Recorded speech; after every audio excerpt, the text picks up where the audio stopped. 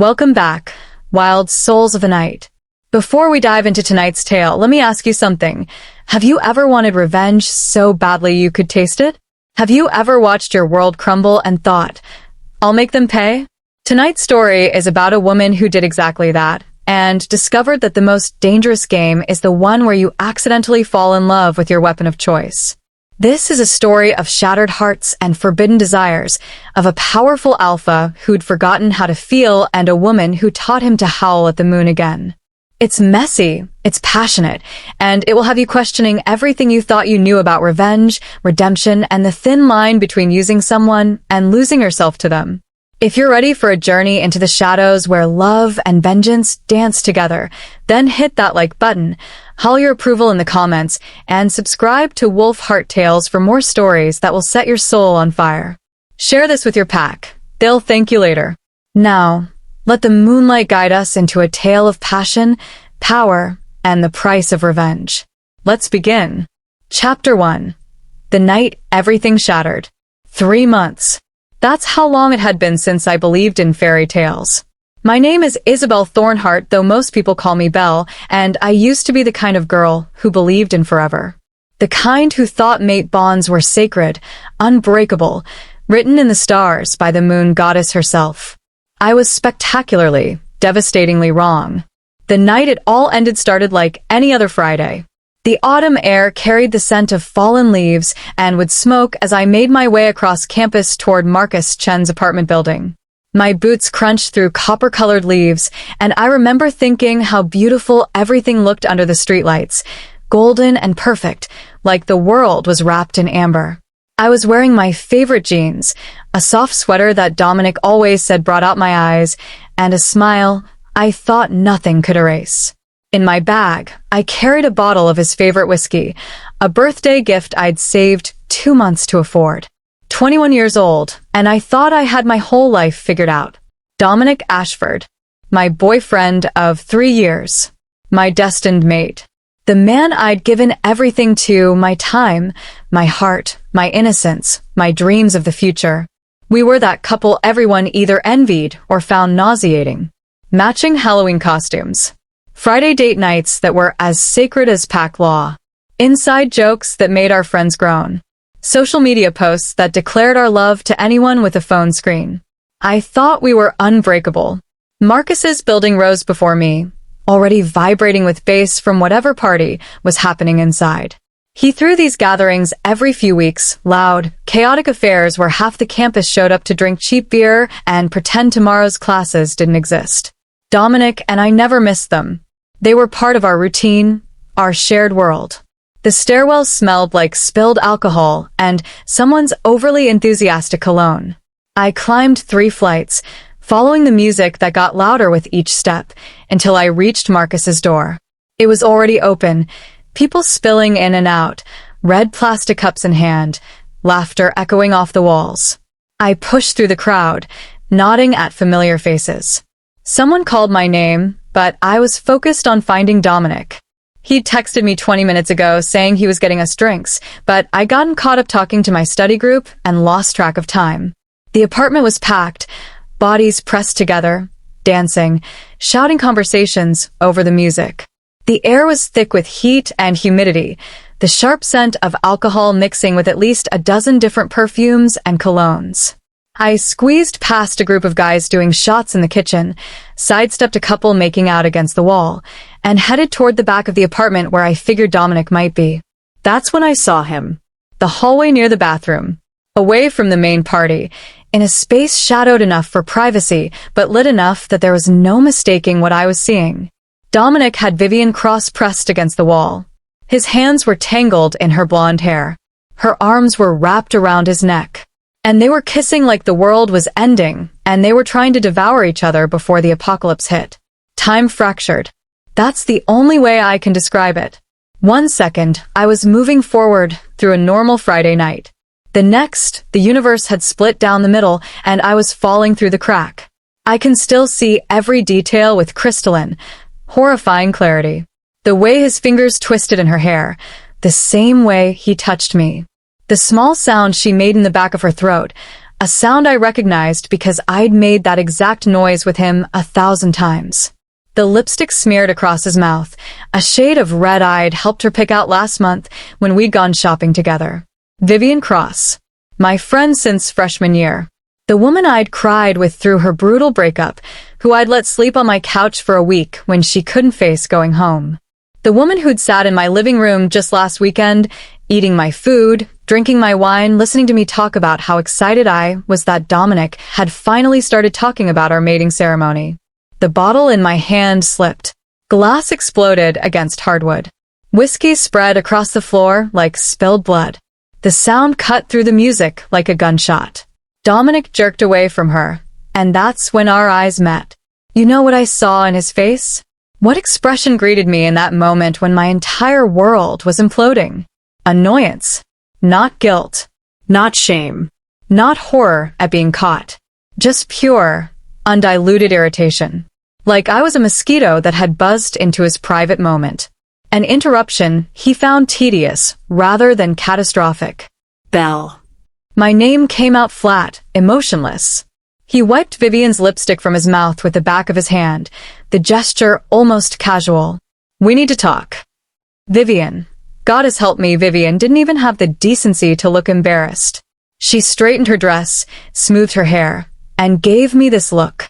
This pitying, almost sympathetic expression that somehow made everything 10 times worse. Then she smiled. Actually smiled at me. And walked away. Just like that. As if she hadn't just detonated my entire existence. As if 3 years of friendship meant as little as the 3 years of my relationship apparently did. The music was still playing, but it sounded distant now, underwater. I realized people were watching. Marcus's party guests had noticed the commotion, and now we had an audience. Faces turned toward us, conversations dying, phones probably already out to capture this moment for whatever social media drama would unfold later. Do we need to talk? My voice came out strange, disconnected from my body. Like I was hearing someone else speak with my mouth. You have your tongue down another woman's throat, and you think we need to talk? Dominic had the audacity to sigh. Actually sigh like I was being unreasonable. Don't be dramatic, Belle. This has been coming for a while. You had to know we weren't working anymore. The hallway tilted. I reached out, my hand finding the wall, needing something solid to anchor me, because suddenly the floor felt unreliable. You what? I couldn't process his words. They didn't make sense. Dominic, we're mates. The moon goddess chose us for each other. We have plans. We were talking about the ceremony just last week. The goddess makes mistakes, he interrupted, his tone so cold it could have frozen the whiskey spreading across the floor. Or maybe you're just not actually my true mate. Maybe you're a false bond. Either way, Belle, this. He gestured vaguely between us, like our 3 years together could be dismissed with a wave of his hand. This is over. I'm with Vivian now. I have been for a while. Each word was a blade between my ribs. A false bond. He was calling our connection a false bond. In werewolf society, that was one of the cruelest things you could say to someone. It meant the goddess herself had been wrong. It meant everything we'd felt, everything we'd built, was a cosmic mistake. How long? The question came out as a whisper. Does it matter? How long? He shrugged. Actually shrugged, and that careless gesture hurt almost as much as the confession that followed. 4 months. Maybe 5. I don't know, Belle. I wasn't exactly keeping a diary. 5 months. While I'd been planning our future, choosing baby names in my head, imagining our mating ceremony under the full moon, imagining what our children might look like, what kind of home we'd build together, he'd been with her. 5 months of lies. 5 months of coming home to me, kissing me, holding me, telling me he loved me, while he was touching her the same way, while he was building a secret life with my friend behind my back. Belle, look. He started to reach for me, but I stepped back like his touch might burn. Don't. My voice cracked. Don't touch me. Don't ever touch me again. Something flickered in his eyes then. Not regret. I don't think he was capable of that. But maybe recognition that he'd actually hurt me. That this wasn't just a clean break, but a shattering. I didn't want you to find out this way, he said, and I almost laughed at the absurdity of that statement. How did you want me to find out? Anniversary card? Maybe a text message? Or were you just going to keep lying until I figured it out on my own? Belle. We're done. I cut him off, surprised by how steady my voice suddenly sounded. Whatever you think this conversation is going to be, whatever explanation you have, I don't want to hear it. We're done, Dominic. Completely. I turned to walk away. Dignity, the only thing I had left to cling to. Good luck with your life, Belle. He called after me, and there was something in his voice, satisfaction, maybe, or relief. I hope you find whatever it is you're looking for. I didn't answer, didn't look back. I just walked through that apartment full of staring strangers, down 3 flights of stairs that seemed to stretch on forever, and out into the October night that had turned viciously cold while I was inside watching my world end. I made it 6 blocks before I had to stop, hands on my knees, gasping for air that wouldn't seem to fill my lungs. I made it to my apartment building before the first tear fell. I made it through my front door, past a concerned Maya who took one look at my face and knew, before the dam finally, completely broke. The next 3 days are a blur of darkness. I called in sick to my classes. Ignored my phone as it buzzed with texts from people who'd been at the party, who'd seen everything, who wanted details or to offer sympathy or, worse, to tell me they'd always known Dominic was bad news. Maya tried everything. She brought me tissues, water, and food I didn't eat. She deleted Dominic's number from my phone, blocked him on all my social media, threatened to key his car, and set fire to his apartment. She held me while I cried until I couldn't cry anymore, until I was just empty, a hollow shell where a person used to be. On the 4th morning, something changed. I woke up and the sadness was still there, heavy as stone in my chest, making it hard to breathe. But underneath it, something else had ignited. Anger. White-hot, crystalline anger that burned away the fog of grief and left clarity in its place. I dragged myself to my laptop, more to distract myself than anything else. My inbox was full of unread emails, assignment reminders, campus newsletters, sale notifications from stores I'd forgotten I'd subscribed to. And there, buried 3 messages down, was one I'd been ignoring for weeks. From Ashford Industry Subject, "You're cordially invited to the annual charity gala." My breath caught. Ashford Industries. Nathaniel Ashford's empire. Dominic's father's company. The email was embossed with an elegant script, the kind of formal invitation that screamed old money and power. Every year, Nathaniel sent these to scholarship students from local universities, a gesture meant to show he cared about giving back to the community and fostering the next generation of leaders. I'd never gone before. Dominic always made excuses. Said those events were boring. That I'd hate being surrounded by stuffy business people. That his father's world wasn't for people like me, college students still figuring out their lives. Now, staring at that invitation, a dangerous idea began to crystallize. Nathaniel Ashford, the legendary Silver Alpha, billionaire, one of the most powerful wolves in the entire Eastern Seaboard. A man whose name alone commanded respect, whose business empire spanned territories, whose presence could silence entire rooms and make even the most dominant wolves submit. And Dominic's father. I'd met Nathaniel only twice, brief encounters at Dominic's company events that I'd been reluctantly dragged to. But I remembered him with crystal clarity. He was nothing like Dominic. Where his son was all arrogant charm and carefully calculated charisma, Nathaniel was pure controlled power. Tall, easily 6'4". Broad shoulders that filled out his tailored suits like they'd been designed specifically for his frame. Salt and pepper hair that only made him more distinguished. And those eyes, silver gray, like storm clouds or polished steel, that seemed to see through skin and bones straight to the truth beneath. Both times I'd met him, I'd felt pinned under that gaze. Assessed. Evaluated. Like he was taking my measure and finding me interesting. Not in a creepy way, but in a way that made my stomach flip and my breath catch. And both times, Dominic had gotten weird. Tense. He'd physically pulled me away mid-conversation, his jaw tight with something that looked like jealousy or fear or both. Like, he couldn't stand the idea of his father looking at me for more than 30 seconds. A plan formed with sudden, brilliant, dangerous clarity. What better revenge than making Dominic's own father notice me? Not as his son's girlfriend, but as a woman in my own right. What better way to hurt him than to step into his world, the corporate empire he'd always kept me separate from, and claim a space there? What better way to prove I was more than the girl he'd tossed aside than to catch the attention of the one man whose approval Dominic had spent his entire life chasing? I wouldn't just move on from Dominic Ashford. I'd move up. My fingers trembled as I clicked the invitation open, scanning the details. The Crescent Moon Estate, Saturday, October 15th, 8:00 p.m. black tie, required RSVP by October 10th. I had 3 days. 3 days to find a dress that would make Nathaniel Ashford look at me twice. 3 days to transform myself from a heartbroken college student into someone who belonged in a world of chandeliers and champagne and power players. 3 days to become someone Dominic wouldn't recognize. 3 days to prepare for war.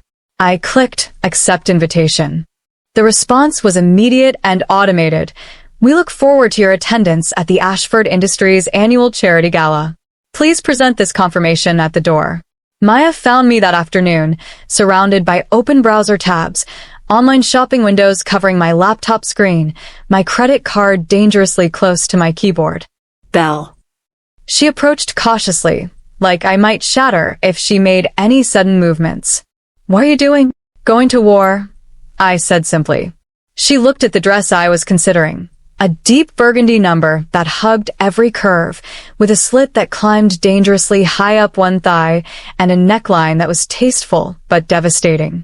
The price tag made my stomach hurt, but I didn't care. Her eyes widened. That's a lot of dress. That's the point, Belle. She sat down beside me, her voice taking on that gentle tone she used when she thought I was making a mistake. I know you're hurting. I know what Dominic did was unforgivable. But revenge isn't going to make you feel better. It's just going to make things messy, eh? Trust me, I've tried. I finally looked at her, really looked at her, and whatever she saw in my face made her fall silent. Dominic broke me, Maya. My voice was steady, but I could feel the tremor beneath the words, the fault lines that hadn't finished cracking. He didn't just cheat. He made me feel worthless. Like 3 years meant nothing. Like I meant nothing. Like I was so insignificant he could replace me with my own friend and not even feel bad about it. I know.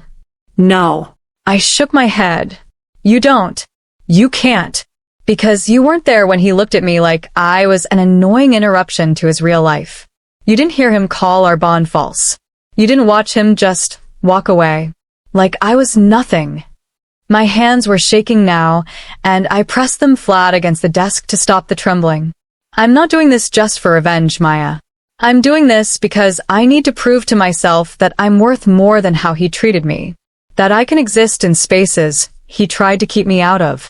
That I'm not just some girl he tossed aside when something shinier came along.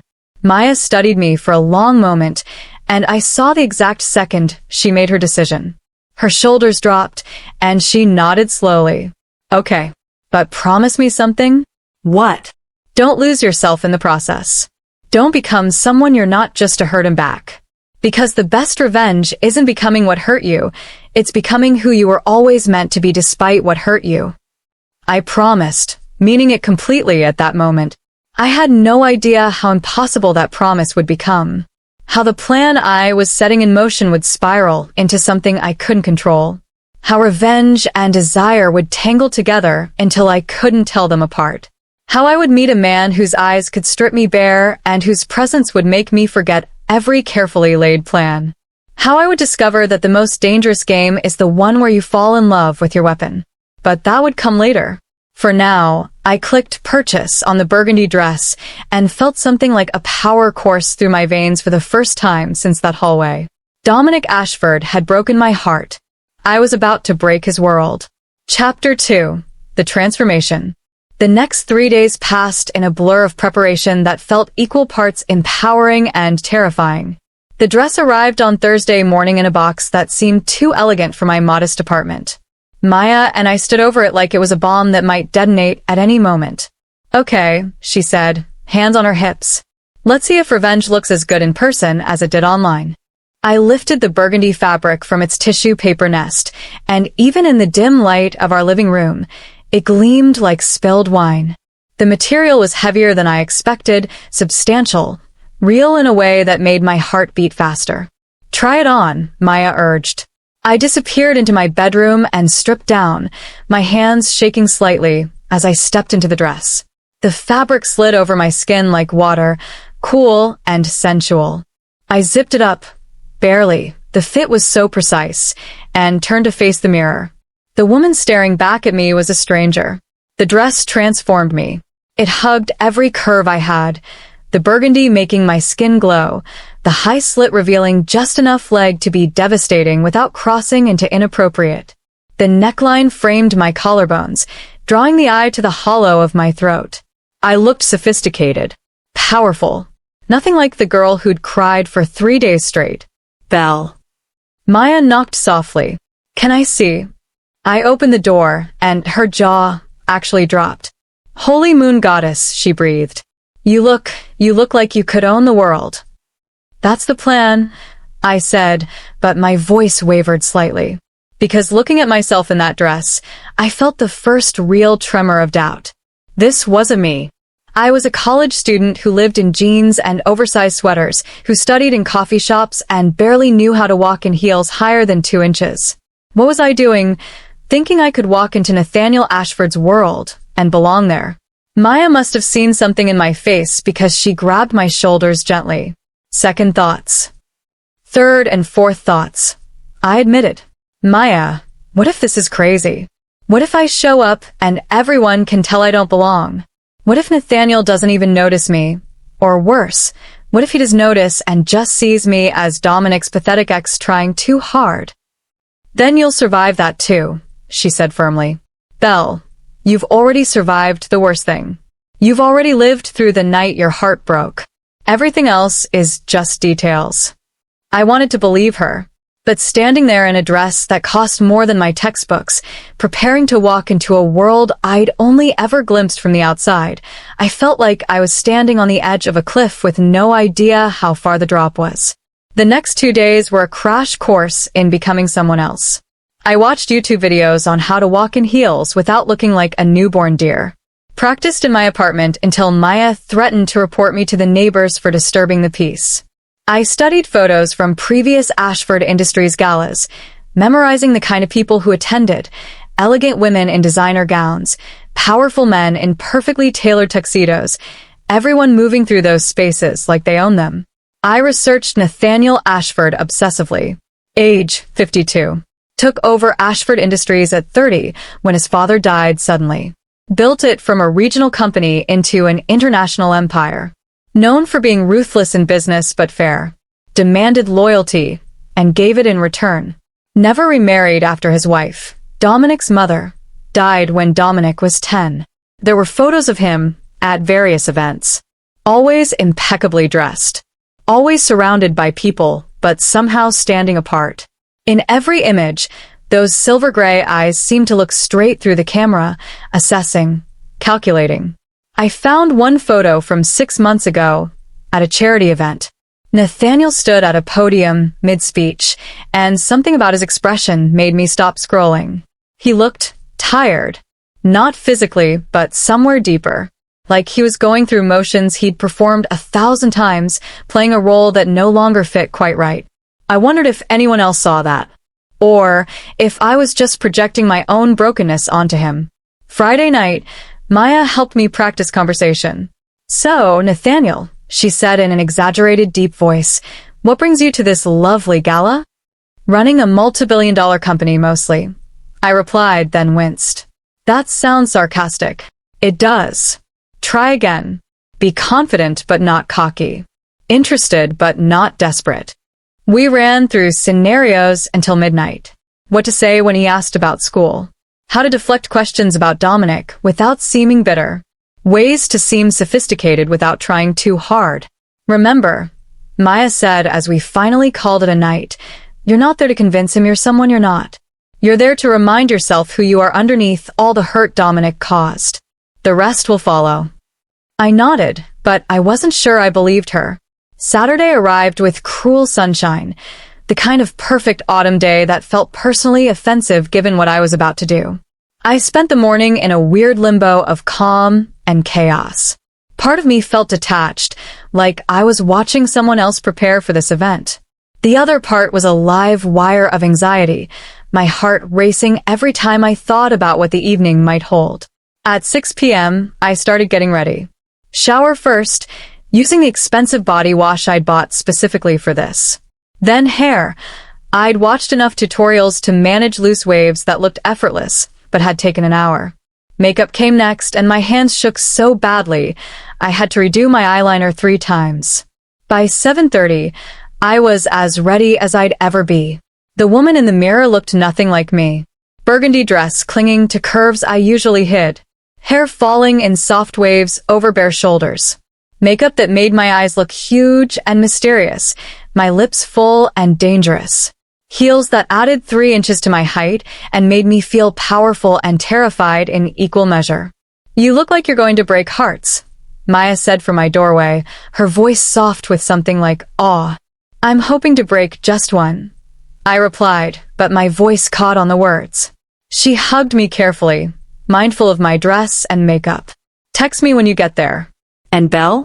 Whatever happens tonight, you're already brave just for showing up. The Uber arrived at 7:45. I'd splurged on a nicer car service, not wanting to show up in someone's beat-up Honda. The driver, an older man who looked like he'd seen everything, gave me an approving nod when I climbed in. The Crescent Moon Estate, he said, pulling away from the curb. Big night. Something like that, I murmured, watching my neighborhood slide past the window. The drive took 20 minutes that felt like both an eternity and an instant. We left the familiar streets near campus and headed into the part of town where old money lived, tree-lined avenues with houses set back from the road, gates and long driveways, the kind of wealth that didn't need to announce itself. The Crescent Moon Estate sat on 15 acres at the edge of the city.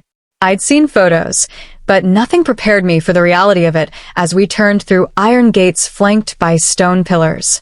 The drive wound through manicured gardens lit by subtle landscape lighting, trees still holding onto their autumn leaves creating a canopy overhead. And then the mansion came into view. It was stunning in a way that made my chest tight. 3 stories of cream-colored stone, with massive windows glowing golden in the dusk.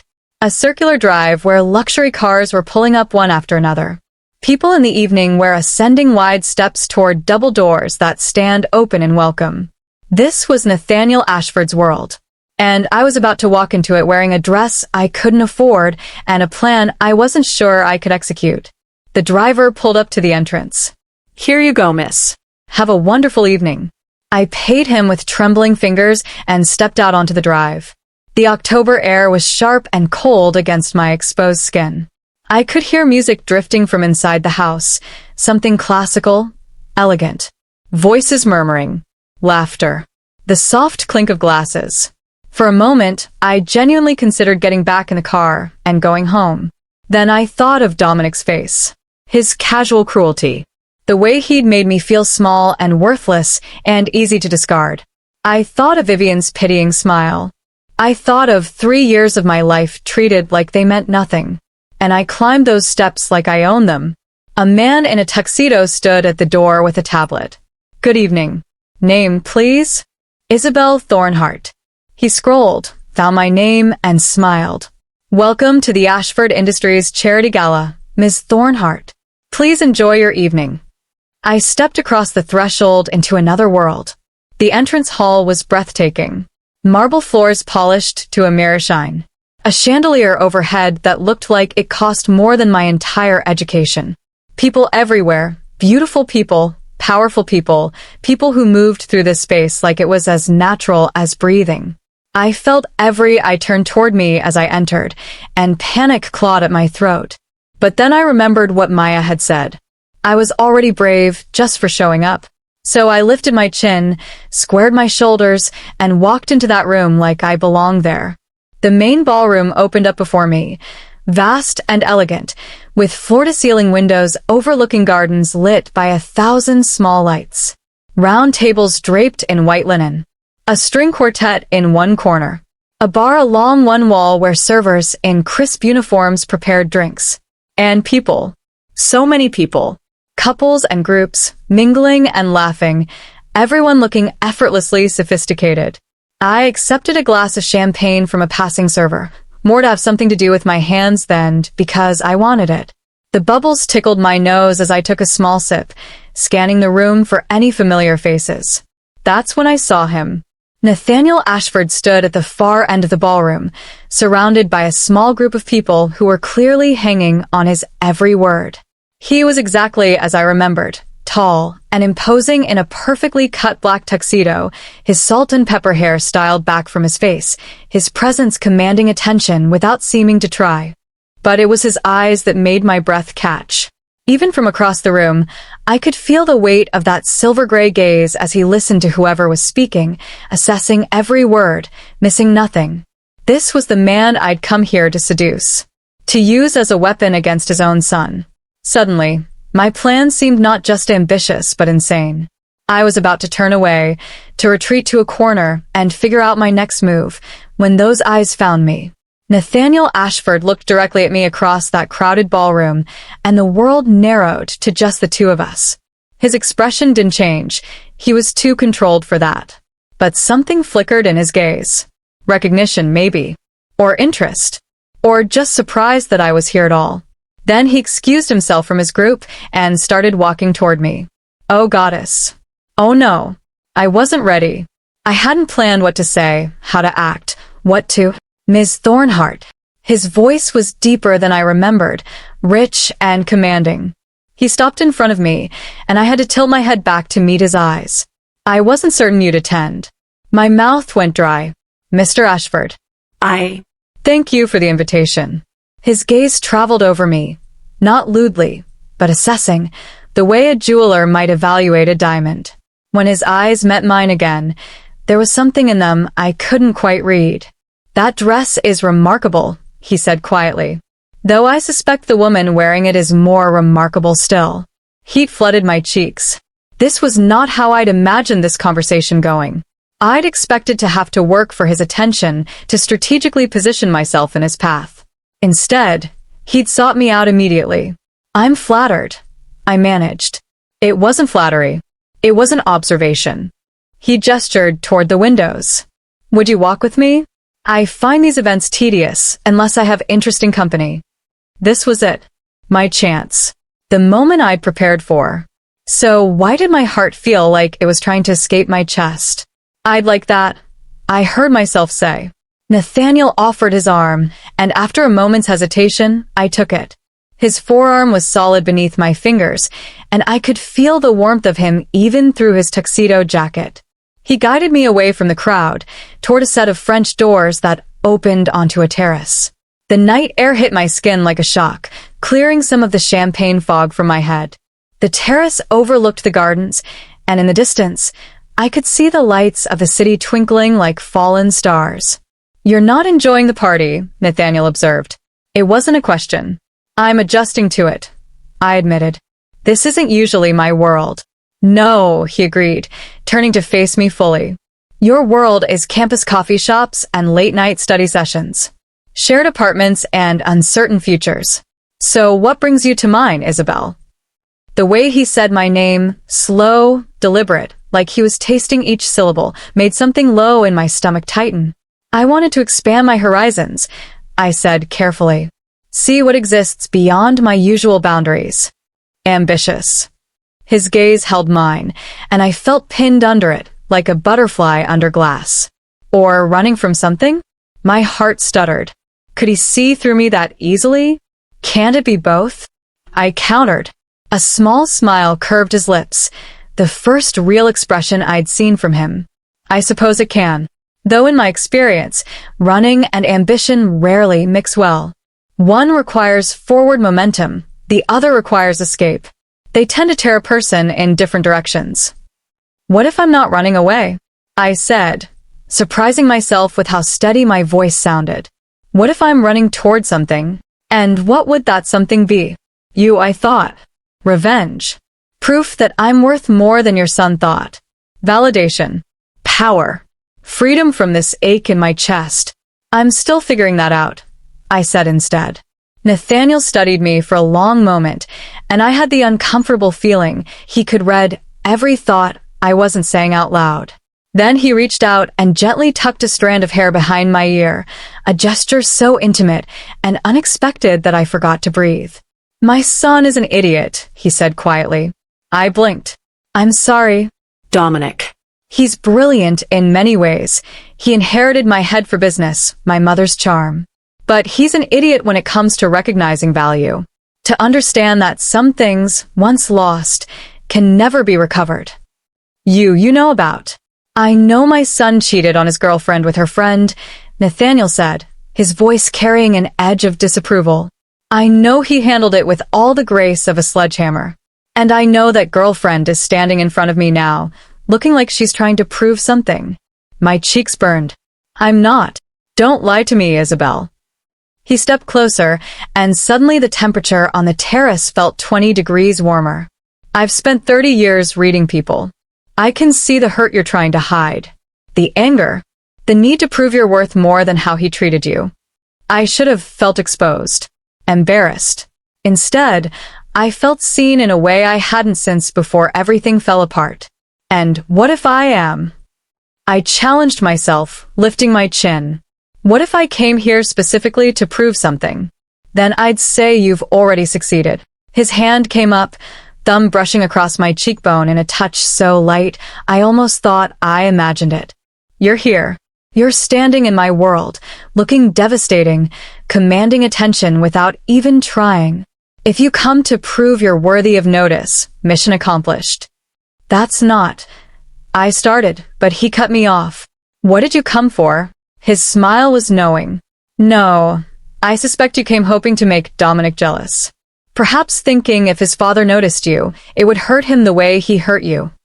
God, he really could see straight through me. And what if I did? I whispered. Nathaniel leaned in, his lips close to my ear, his breath warm against my skin. Then I'd tell you revenge is a dangerous game, Isabel. Especially when you play it with people who know all the rules. He pulled back, and the loss of his warmth felt like a physical ache. I should return to my guests, he said, his voice back to its formal, controlled tone. But before I do, would you have dinner with me? Not here, not at a company event. Just dinner. Tuesday evening, if you're free. I stared at him, my mind reeling. This wasn't how this was supposed to go. I was supposed to be the one seducing him, pulling him in, using him for my revenge. Instead, he'd seen right through my plan and asked me out anyway. Why? I asked. Because you interest me, he said simply. Because beneath the hurt and the anger and the need for revenge, I suspect there's a remarkable woman who deserves better than to be someone's weapon. I'd like to discover if I'm right. Every rational part of my brain screamed that this was a terrible idea, that I was in way over my head, that Nathaniel Ashford was dangerous in ways I hadn't anticipated. But the part of me that was still bleeding from Dominic's betrayal, the part that needed to feel powerful and wanted and worthy, that part made the decision. Tuesday works, I said. His smile was slow and devastating. Excellent. I'll send a car for you. 7 o'clock. Then he took my hand, raised it to his lips, and pressed a kiss to my knuckles that sent electricity racing up my arm. Enjoy the rest of your evening, Isabel, he murmured. And try not to break too many hearts on your way out. He walked back into the ballroom, leaving me standing on the terrace with my heart pounding and my carefully laid plans in tatters. Because I'd come here to use Nathaniel Ashford as a weapon against a son. But standing there with a ghost of his touch on my skin and his words echoing in my ears, I realized the most dangerous possibility, that I might actually fall for him. And that was a complication I absolutely could not afford. Chapter 3. The Dangerous Dinner. The days between the gala and Tuesday evening were a special kind of torture. I tried to focus on my classes, on my assignments, on the normal routines of college life. But my mind kept circling back to Nathaniel Ashford, the way he'd looked at me, the things he'd said, the way he'd seen through my revenge plot like it was written in neon lights across my forehead. Revenge is a dangerous game, Isabel, especially when you play it with people who know all the rules. Monday morning, Maya cornered me in our kitchen while I was attempting to pretend coffee could substitute for actual sleep. "Okay, spill," she demanded, hopping up onto the counter. "You've been weird since Saturday night. What happened at the gala?" I took a long sip of coffee, buying time. "I met Nathaniel. Obviously. And he asked me to dinner." Maya's eyes went wide. "Wait, what? Like, an actual date? With Dominic's father?" "I don't know if it's a date," I hedged. "He said he found me interesting." "Belle." Maya's voice took on that concerned tone I'd learned to dread. This was supposed to be about showing up, looking amazing, making Dominic see what he lost. Not actually dating his dad. "I know. Do you?" "Because from where I'm sitting, you're playing with fire. Nathaniel Ashford isn't some college guy you can manipulate. He's a billionaire alpha who's been navigating corporate politics and pack dynamics for longer than we've been alive. If you go into this thinking you can control the situation—" "I don't think I can control it," I interrupted. "That's what scares me." Maya softened slightly. "Then maybe you shouldn't go." I thought about that. I really thought about it. About canceling, about going back to my safe little life, about forgetting this whole revenge plan, and just moving on. But then I remembered Dominic's face. His casual cruelty. The way he'd made me feel worthless. And I remembered the way Nathaniel had looked at me. Like I was worth seeing, worth knowing, worth his time. "I have to go," I said quietly. "I need to see where this leads." Maya studied me for a long moment. "Just promise me you'll be careful. And be honest with yourself about what you're really doing this for." I promised, but I wasn't sure I even knew the answer to that question anymore. Tuesday arrived with cruel sunshine and unseasonably warm weather, the kind of perfect autumn day that made everything feel more intense, more real. I had classes until 3, and I spent every lecture staring at the clock, my leg bouncing with nervous energy. My professors probably thought I was having a medical emergency. My classmates definitely noticed. I caught Sarah Chun giving me concerned looks during our afternoon seminar. At 5 o'clock, I started getting ready. This time, I'd chosen a different dress, black, elegant, with long sleeves and a neckline that was sophisticated rather than overtly seductive. I wanted to look like someone Nathaniel would take seriously, not just someone he found attractive. Maya helped with my hair, twisting it into an elegant updo that made me look older, more polished. "You look like you're going to a business meeting," she observed. "Maybe I am," I replied, fastening delicate gold earrings. "I don't know what this is, Maya. Dinner could mean anything. With a man like Nathaniel Ashford?" She raised an eyebrow. "Dinner means exactly what you think it means. The question is whether you're ready for that." At 6:45, my phone buzzed with a text from an unknown number. "Your car has arrived. The driver will wait at the front entrance." "Nah." My stomach did a complicated flip. "That's my cue," I said, grabbing my clutch with shaking hands. Maya hugged me tightly. "Text me when you get there. And Belle, whatever happens tonight, remember who you are underneath all of this. Don't lose yourself trying to hurt someone else." I nodded, not trusting my voice, and headed downstairs. The car waiting for me wasn't just nice, it was extraordinary. A sleek black Mercedes with windows tinted so dark I couldn't see inside. The driver, a distinguished older man in a crisp suit, opened the door with a small bow. "Ms. Thornhart, Mr. Ashford is looking forward to seeing you this evening." I slid into the back seat, and the door closed with a soft, expensive thunk. The interior smelled like leather and something subtle I couldn't identify. Cedar, maybe, or sandalwood. The seats were impossibly comfortable, and there was a small panel with bottles of water and what looked like very expensive liquor. This was Nathaniel's world. Quiet luxury. Effortless power. I was so far out of my depth I couldn't even see the surface anymore. The drive took 30 minutes, winding through the city as dusk fell and streetlights began to flicker on. We left the downtown area, heading into a district I'd never visited, where old buildings had been converted into upscale restaurants and boutiques, where the sidewalks were clean and the people walking them looked like they belonged in magazines. The car pulled up in front of a restaurant called Lucien's. No sign, just a subtle brass plaque beside an unmarked door. The kind of place that didn't need to advertise because if you had to ask, you couldn't afford it. The driver opened my door. "Mr. Ashford is waiting inside. Enjoy your evening, Miss Thornhart." I stepped out onto the sidewalk, my heels clicking against the pavement, and took a steadying breath before walking through that unmarked door. The interior was stunning in its simplicity: dim lighting, exposed brick walls, tables set far enough apart to ensure privacy. Soft jazz played from hidden speakers. There were maybe 12 tables total, and only 3 were occupied. A hostess appeared immediately, her smile warm and knowing. "Ms. Thornhart, right this way, please." She led me through the restaurant to a corner table where Nathaniel sat, a glass of what looked like scotch in front of him. He stood as I approached, and the simple courtesy of that gesture made something in my chest tighten. He wasn't in a full tuxedo this time, just dark slacks and a charcoal gray shirt with the sleeves rolled up to reveal forearms that were surprisingly muscular for a man who spent most of his time behind a desk. He looked human. Approachable, almost, though the intensity in those silver gray eyes remained unchanged. "Isabel." He pulled out my chair. "You look beautiful." "Thank you." I sat, hyper-aware of how close he was, the warmth radiating from his body, the subtle scent of his cologne. "This place is incredible." "It's quiet," he said, settling back into his own chair. "I thought you might prefer somewhere we could actually have a conversation without shouting over a crowd." A server appeared with a menu and a wine list, explaining the evening's specials in hushed, reverent tones.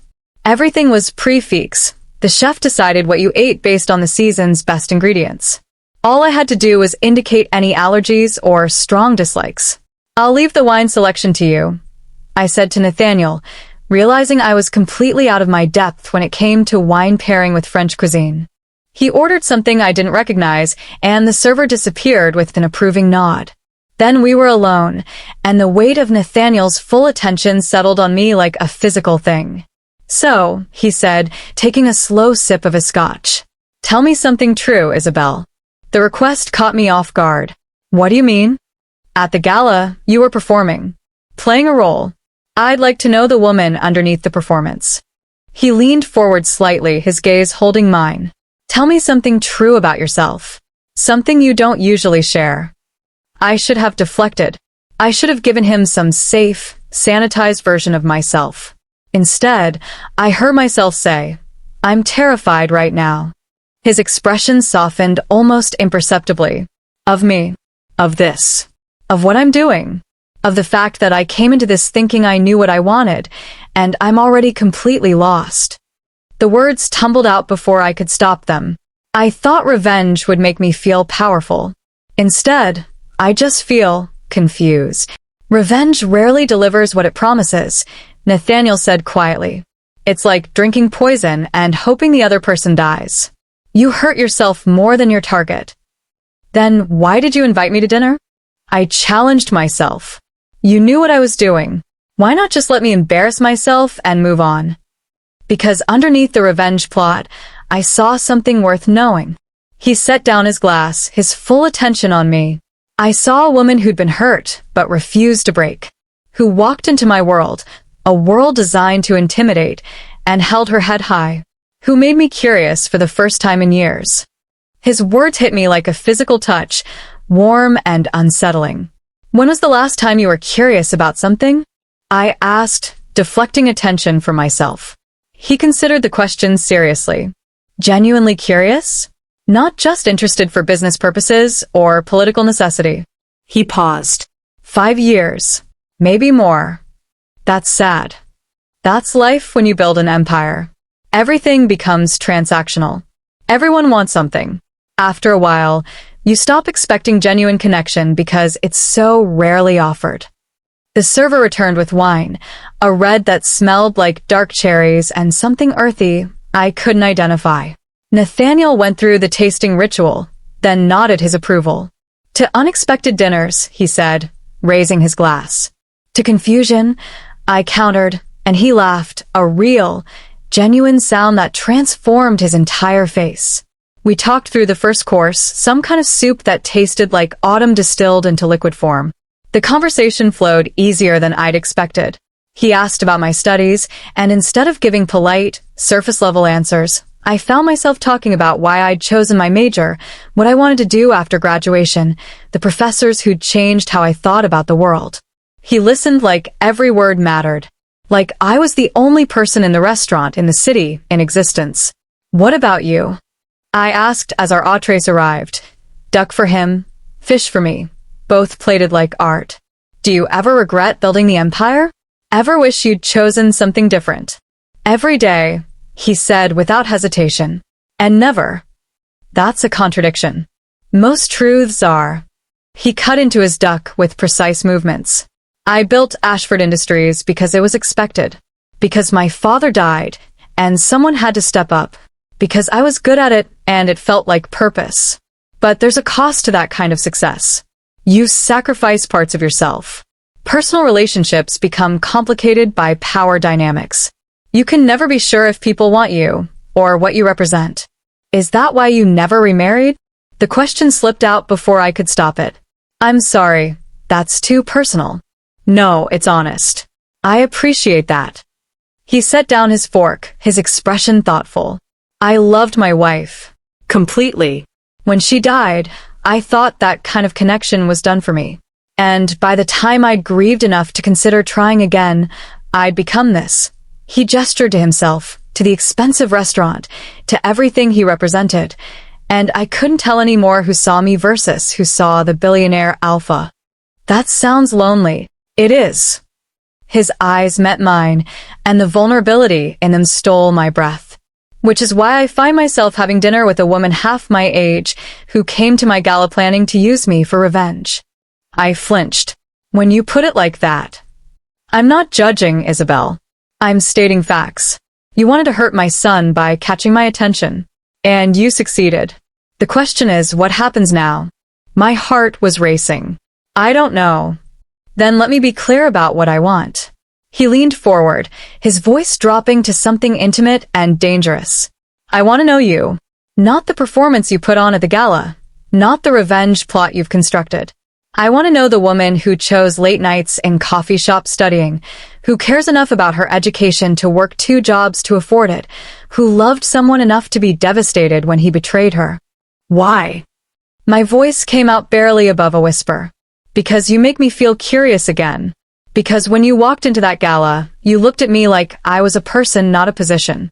Because you're either the most honest liar I've ever met or the most conflicted honest person, and either way, I find that fascinating. The server appeared with dessert, something involving chocolate and raspberries that I barely tasted because all my attention was focused on the man across from me. This is a terrible idea, I said finally. You know that, right? I'm your son's ex-girlfriend. I'm half your age. I came into this with ulterior motives. This is a disaster waiting to happen. Probably, he agreed. But I've spent 30 years making safe choices. Building carefully. Controlling every variable. And it's left me eating dinner alone most nights in a house too big for one person, running a company that doesn't need me anymore, going through motions that stopped meaning anything years ago. He reached across the table, his fingers brushing mine, just barely, but enough to send electricity racing up my arm. You're not a safe choice, Isabel. You're complicated and hurting and possibly using me for purposes I can't entirely predict. But you're the first thing in years that's made me want to take a risk. I should have pulled my hand away, should have stood up, thanked him for dinner, and walked out before this got any more complicated. Instead, I turned my hand over and laced my fingers through his. I'm not who you think I am, I warned. I'm a mess. I'm hurt and angry, and I don't have my life figured out. I don't know how to exist in your world. I don't know how to navigate whatever this is. Good, he said simply. I don't want someone who has everything figured out. I want someone real. Someone who'll challenge me. Someone who sees me as Nathaniel, not as the Silver Alpha or the CEO. And Dominic? I had to ask. What happens when he finds out? Nathaniel's expression hardened slightly. My son made his choices. He hurt you, threw away something valuable because he was too immature to recognize what he had. If he has a problem with me pursuing what he discarded, that's something he'll have to work through. I'm done living my life around his feelings. There was something in his voice. Old pain, old frustrations, the complicated weight of a father-son relationship that clearly had more cracks than I'd realized. This is still crazy, I said, but I didn't let go of his hand. The best things usually are. He smiled, and it transformed his face from imposing to almost boyish. I'm not asking you to marry me, Isabel. I'm asking if I can see you again. Take you to dinner. Get to know the real you. See where this leads without expectations or demands. Just see where it goes? Exactly.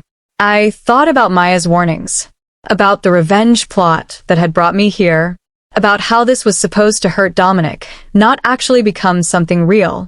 But sitting across from Nathaniel, feeling the warmth of his hand against mine, seeing the vulnerability he was offering me, I couldn't remember why revenge had seemed so important. Okay, I heard myself say. Let's see where this goes. His smile was devastating. Saturday.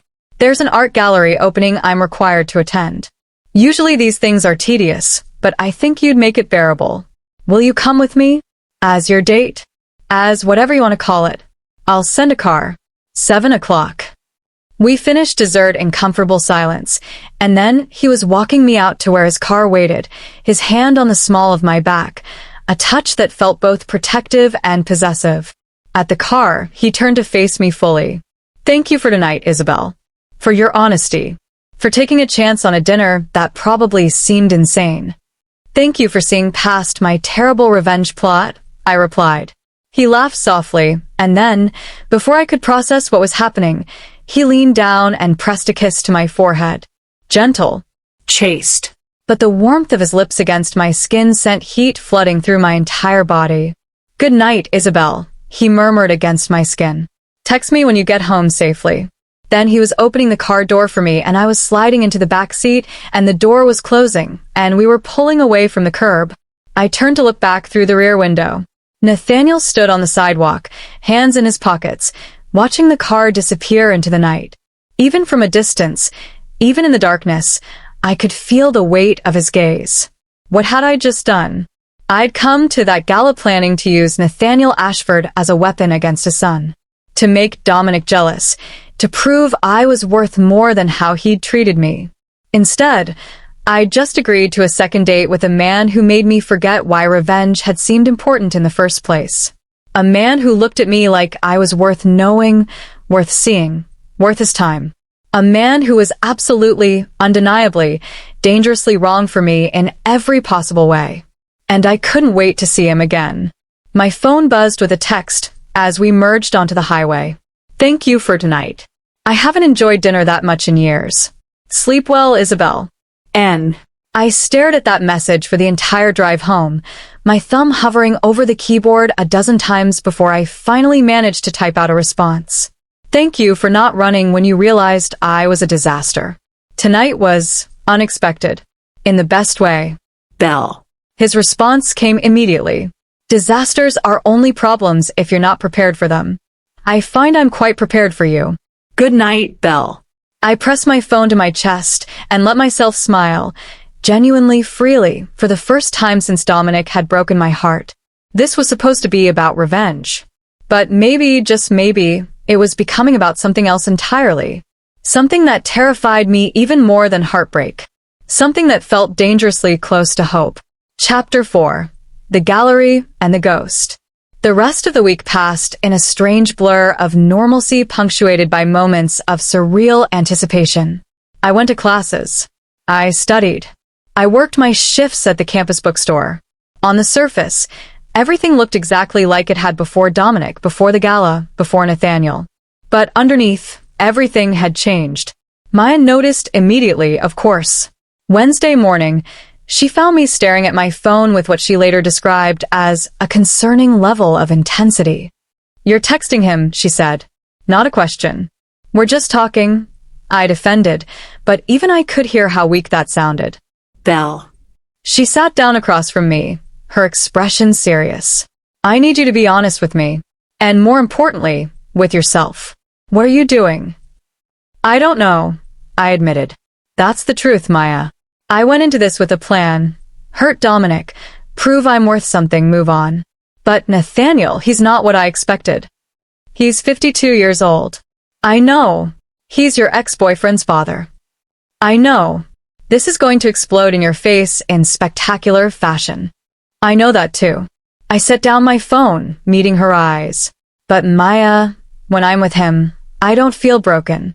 I don't feel like the girl who got cheated on and tossed aside. I feel like someone worth knowing, worth talking to, like I matter. Maya's expression softened slightly. You've always mattered, Belle. You didn't need a billionaire alpha to validate that. Maybe not. But it helps to hear it from someone who doesn't have to say it because they're my friend. She sighed, reaching across to squeeze my hand. Just promise me you're going into this with your eyes open. That you're not using him to avoid dealing with your actual feelings about Dominic. I promised, but her words lingered long after our conversation ended. Was I using Nathaniel?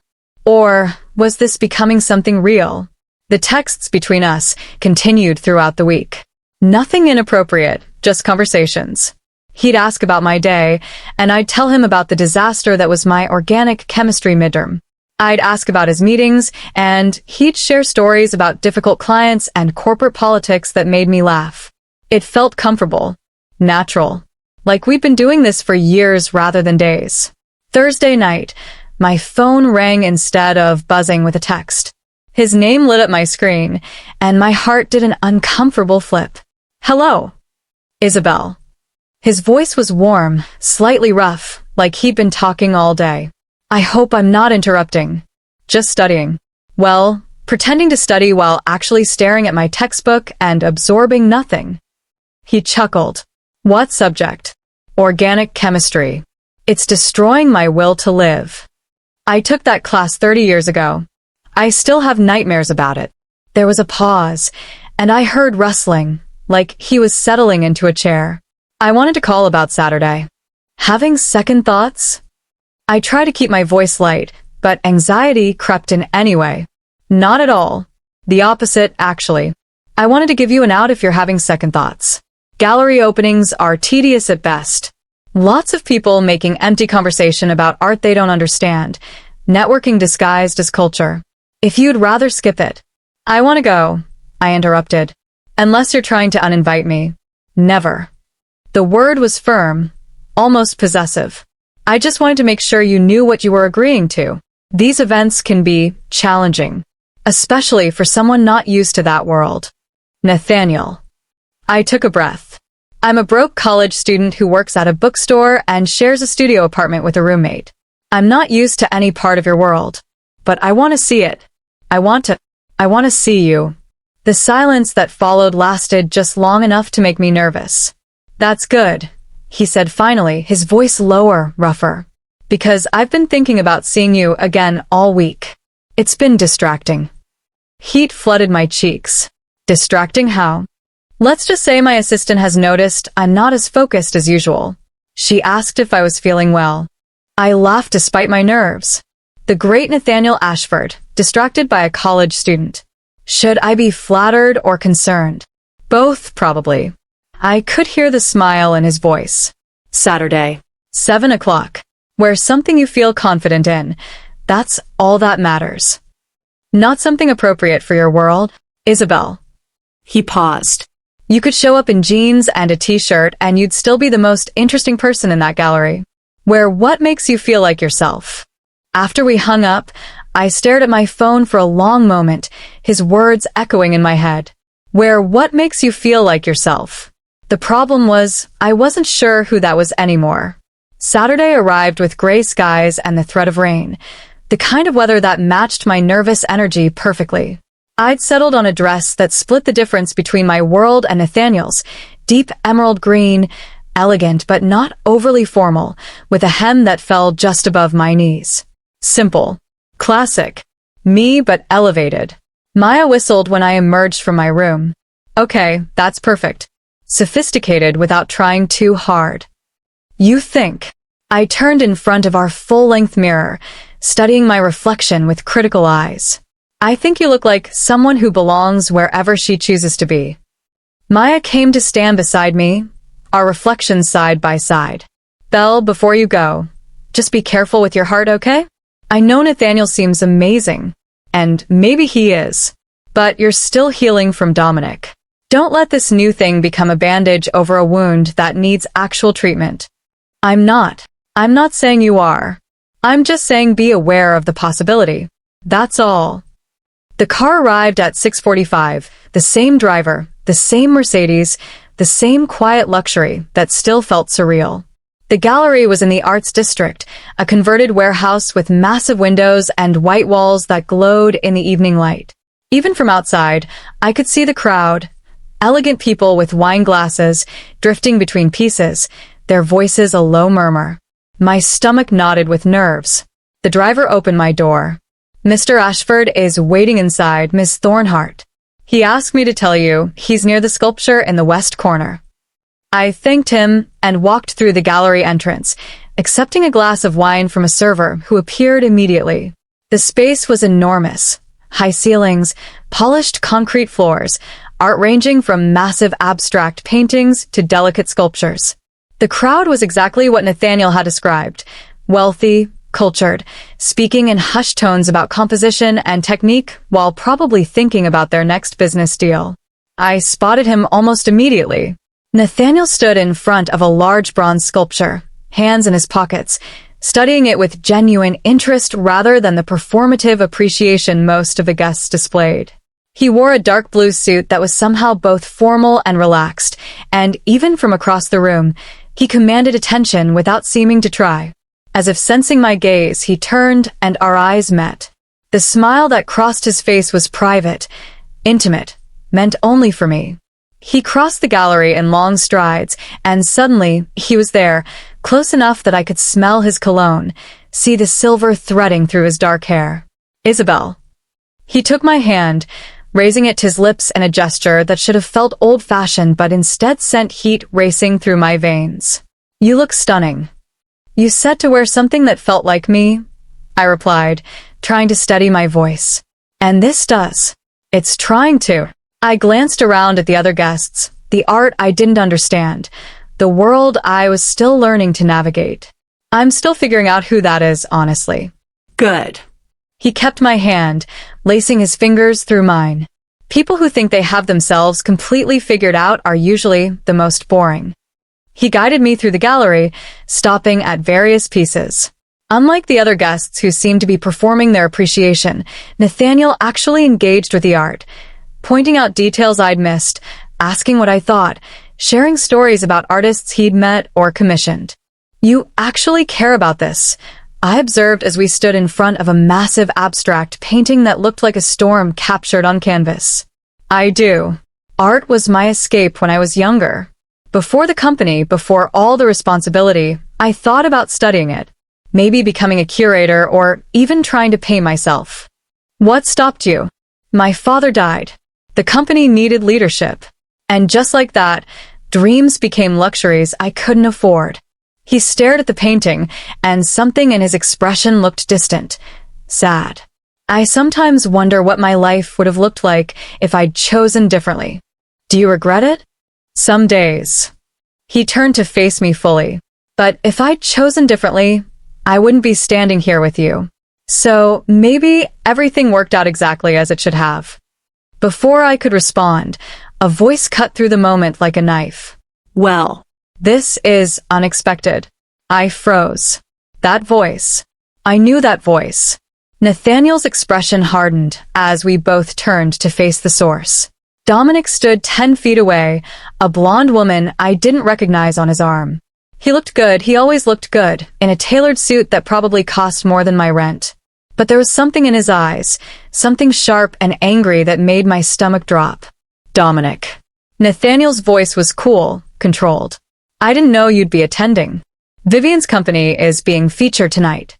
Dominic's gaze moved from his father to me, and I watched his expression shift from surprise to understanding to something that looked like betrayal. Though if I'd known you were bringing Belle, I might have mentioned I'd be here. The woman beside him, Vivian, apparently, looked between all of us with poorly concealed confusion. This was awkward on multiple levels. Isabel is my guest, Nathaniel said, his hand tightening slightly on mine. Is there a problem with that? Is there a... Dominic laughed, but there was no humor in it. Dad, she's my ex-girlfriend. You're really going to stand there and pretend this isn't completely insane? Your ex-girlfriend who you cheated on and discarded, Nathaniel replied, his voice taking on an edge I'd never heard before. Which means she's free to spend time with whomever she chooses. Including me. People were starting to stare. Conversations nearby had died, faces turning toward us with barely concealed interest. Belle. Dominic took a step forward, and I felt Nathaniel shift slightly, positioning himself between us. What are you doing? This is my father. You can't seriously be dating him. And you can't seriously be questioning her choices after what you did, Nathaniel said before I could respond. This isn't about what I did. Dominic's voice rose slightly. This is about you stealing my girlfriend. I didn't steal anyone.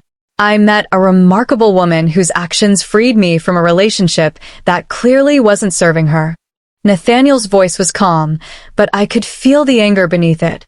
If you have a problem with that, Dominic, that's something you need to work through. But you don't get to make Isabel feel bad for moving on. Moving on? Dominic's laugh was bitter. She's not moving on, Dad. She's using you to get back at me. Can't you see that? The words hit like a slap. Because they were true, or at least they had been true when this started. Dominic. I found my voice, even though my hands were shaking. What I'm doing, and why isn't your concern anymore? You made that clear when you chose Vivian. So, this is revenge. He looked between us, his expression somewhere between hurt and angry. You're dating my father to hurt me. No. The word came out stronger than I expected. I'm dating your father because he treats me like I matter. Because he listens when I talk. Because he doesn't make me feel like I'm something to be managed or controlled or hidden away. I took a breath, feeling Nathaniel's presence solid and steady beside me. You broke my heart, Dominic. You made me feel worthless. And yes, maybe at first I thought making you jealous would help. But this? I gestured between myself and Nathaniel. This isn't about you anymore. This is about me finding someone who actually sees me. Dominic stared at me for a long moment, and I saw a dozen emotions cross his face. Anger, hurt, something that might have been regret. You're making a mistake, he said finally, his voice quiet. Both of you are making a huge mistake. That's our choice to make, Nathaniel replied. Dominic looked at his father, and something passed between them. Years of complicated history, of unspoken tensions, of wounds I didn't fully understand. Fine. Dominic's voice was cold. But don't come crying to me when this blows up in your face. He turned and walked away, Vivian trailing behind him with an apologetic glance back at us. The gallery erupted in whispers. Nathaniel pulled me gently toward a quieter corner, away from the staring eyes and gossiping mouths.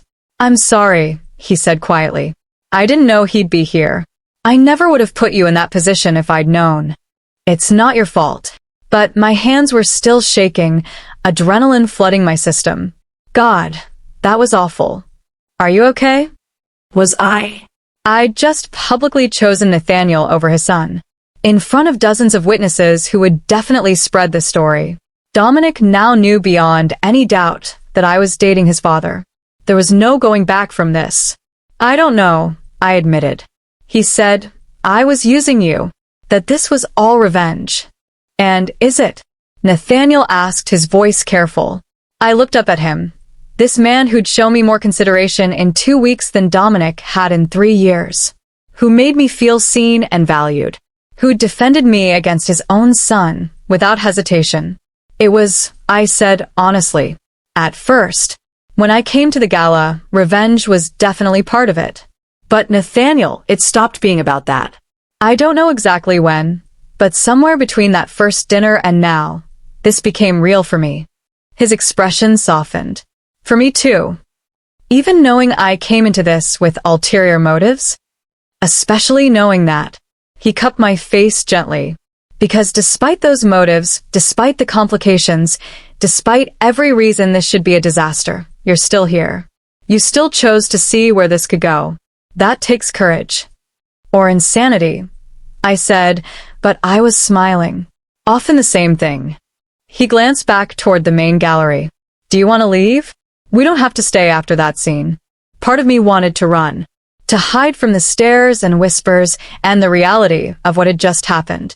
But another part, the part that was tired of hiding, tired of feeling small, wanted to stay.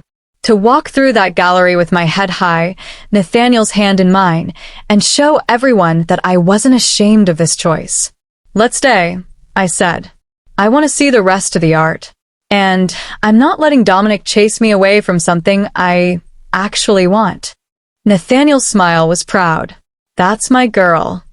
We spent the next hour moving through the gallery, and gradually, the whispers died down. Other guests approached Nathaniel with business questions or social pleasantries, and he introduced me each time with casual confidence, not hiding me, not apologizing for my presence. By the time we left, I felt steadier, stronger, like I'd passed some kind of test I hadn't known I was taking. In the car on the way back to my apartment, Nathaniel kept my hand in his thumb tracing absent patterns across my knuckles. You handled that incredibly well, he said quietly. Dominic's confrontation, the attention, all of it. I didn't feel like I handled it well. I felt like I was drowning. But you didn't let it show. You stood your ground. That takes strength, Isabel. We pulled up to my building too soon. The driver parked but didn't immediately open the door, giving us privacy, I realized. Thank you for tonight, I said. Despite the drama, I had a good time. The art was beautiful. Come to dinner with me tomorrow. The request was sudden and urgent. I know it's soon. I know we're supposed to be taking this slow, but after tonight I want to see you. Just us. No crowds, no drama. Just dinner. I have to work tomorrow. I started, but he shook his head. After work, then. I'll wait. I don't care if it's late. The intensity in his voice made my breath catch. This wasn't just casual interest anymore. This was something more. Okay, I whispered. Yes. He leaned in slowly, giving me time to pull away. But I didn't want to pull away. His lips met mine softly at first, tentative, questioning. Then I leaned into him, and the kiss deepened into something that made the world disappear. He tasted like wine and promised. His hand came up to cradle the back of my head, his touch gentle but firm. The kiss was nothing like Dominic's, not performative or possessive, but present. Like I was all that mattered in that moment. When we finally pulled apart, we were both breathing hard. I should go, I said, though I made no move to leave. You should, he agreed, but his hand remained tangled in my hair. We kissed again, slower this time, until the driver politely cleared his throat. Tomorrow, Nathaniel said against my lips. I'll text you when I'm on my way. I floated up to my apartment, my lips still tingling, my heart racing. Maya took one look at my face and groaned. Oh no, you're in deep, aren't you? So deep I can't see the surface anymore, I admitted. And the terrifying part? I didn't want to find my way back. Chapter 5. The Deepening. Sunday morning arrived with rain drumming against my window and the kind of gray light that made staying in bed feel like the only reasonable option. I didn't have that luxury. My shift at the campus bookstore started at 10, which meant dragging myself out from under the covers, into the shower, and through enough coffee to approximate a functioning human being. Maya was already up, making pancakes and humming to herself. Always a morning person in a way I found personally offensive. So, she said as I stumbled into the kitchen, are you going to tell me about last night? Or do I have to guess based on the fact that you came home looking like you'd been kissed senseless? I accepted the coffee she offered like it was a lifeline. Dominic was there. Her eyes widened. Oh no. What happened? I filled her in on the confrontation. on Dominic's accusations, on the public scene that had probably already made its way through campus gossip channels. Wow. Maya slid a plate of pancakes in front of me. So, it's officially out there. You're dating Nathaniel Ashford, Dominic's father. Apparently, I poked at the pancakes without much appetite. Maya, he kissed me. Nathaniel, in the car. And it was good, terrifying. I looked up at her. Because it didn't feel like revenge anymore. It didn't feel like I was using him to hurt Dominic.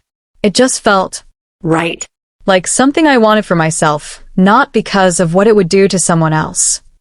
Maya sat down across from me, her expression serious.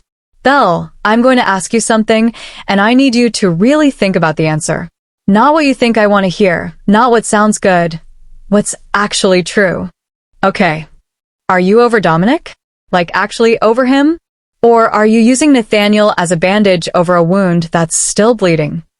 The question hit harder than I expected. I wanted to say yes, I was over Dominic completely. That Nathaniel and I had was independent of my past relationship. But was that true? I don't know. I finally admitted. Dominic hurt me. Badly. And I'm still angry about it. Still hurt.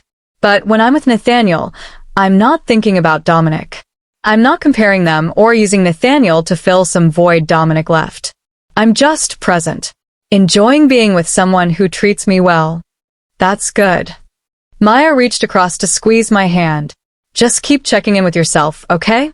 Make sure you're pursuing this because you genuinely care about Nathaniel, not because he's the perfect antidote to Dominic-shaped pain. I promised I would, then headed off to work with her words echoing in my head. The bookstore was quiet on Sunday mornings, mostly just a few dedicated students looking for textbooks or study materials. I spent most of my shift restocking shelves and trying not to obsessively check my phone. Nathaniel had texted that morning. Good morning. What time does your shift end? I'm planning dinner accordingly. N. I responded. 6 p.m. You really don't have to wait that long. His reply. I've waited 52 years to meet someone like you. 6 hours is nothing. The message made my stomach flip every time I reread it. Around 3 p.m., as I was organizing the fiction section, my phone buzzed with an unknown number. We need to talk. Dominic. My heart sank. I'd known this was coming. A private conversation after last night's public confrontation. But knowing didn't make me any more prepared. There's nothing to talk about, I typed back. Belle, please. Just coffee. 30 minutes. I need to understand what's happening. I should have said no. Should have blocked his number and moved on. But part of me, the part that had loved him for 3 years, felt like I owed him at least a conversation. Fine. Campus coffee shop. 5 p.m. 30 minutes, then I'm done. Thank you. The rest of my shift dragged on. At 5:55, I clocked out and walked across campus to the small coffee shop where Dominic and I used to study together. The familiar route felt strange now, like visiting a place from someone else's life. He was already there, sitting at our old table by the window. He looked tired, shadows under his eyes, his usually perfect hair slightly messy. I ordered a coffee I didn't want and sat down across from him, maintaining careful distance. Thanks for meeting me, he said quietly. You have 30 minutes. Talk. He winced at my tone. Belle, I know I hurt you. I know I screwed everything up. And I'm sorry. I've been wanting to say that for weeks, but I didn't know how. You could have tried actually saying it instead of parading around with Vivian. I know. I handled everything badly. He ran his hands through his hair, a nervous gesture I remembered too well. But Belle, my father? Really? You're dating my dad to get back at me? I'm not dating him to get back at you. Then why? Help me understand, because from where I'm sitting, this looks like the most elaborate revenge plot in history.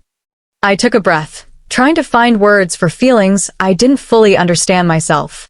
When you cheated on me, when you threw away 3 years like they meant nothing, you made me feel worthless. Like I was so easy to replace that you didn't even have to think twice about it. I went to that gala, wanting to hurt you the way you hurt me. I want you to see me with your father and feel a fraction of what I felt. Dominic's jaw tightened, but He didn't interrupt. But Dominic, something happened that I didn't expect. Your father saw me. Not as your ex-girlfriend. Not as some girl to be managed or hidden or kept separate from his important world. He saw me as a person worth knowing, worth listening to, worth spending time with. So you fell for him. His voice was flat. I'm falling for him, I corrected. And I know how that sounds. I know it's complicated and messy, and probably a terrible idea. But it's also the first time since you broke my heart that I felt like someone actually values me. I valued you. No, you didn't. The words came out sharper than I intended. If you valued me, you wouldn't have cheated. You wouldn't have lied for months. You wouldn't have looked at me like I was an inconvenience when I caught you. Belle. I'm not finished. I leaned forward. You made me feel small, Dominic. You kept me separate from your work life, from your father's world, like I was something to be embarrassed about. And when you got caught, you didn't even try to fight for us. You just let me go, like I was nothing. That's not fair. Fair. I almost laughed. You cheated on me with my friend for 5 months, and I'm the one being unfair? He was quiet for a long moment. You're right. You're absolutely right, and I'm sorry. I was an idiot. I took you for granted. I hurt you in ways I'm only now starting to understand. Then why are you here, Dominic? What do you want from me? I want you to be careful. He met my eyes, and I saw genuine concern there. My father. Belle, he's not who you think he is. He's ruthless. In business, in life. He destroys things without meaning to because he's so used to controlling everything. That's not what I see when I'm with him. Because you're not seeing the whole picture. He's charming, yes. He makes you feel special. But Belle, he's done this before. After my mother died, there were women. Lots of them. He'd get interested, pursue them intensely, then lose interest when they stopped being a challenge. The words hit like cold water. You think that's what this is? He's just bored, and I'm a convenient distraction? I think he genuinely likes you. But I also think part of what he likes is that you were mine first. That taking you from me proves something to himself about his power. I wanted to dismiss his words immediately, but a small voice in the back of my mind whispered that maybe Dominic had a point. You're just trying to sabotage this because you can't handle seeing me happy with someone else, I said, but my voice lacked conviction. Maybe. Dominic leaned back, his expression tired. Or maybe I'm trying to protect you from making the same mistake twice. Just be careful, Belle. Don't give him everything until you're sure he's not going to throw it away the way I did. My phone buzzed. Nathaniel, just leaving the office. I'll be at your apartment at 6:30. Can't wait to see you. N.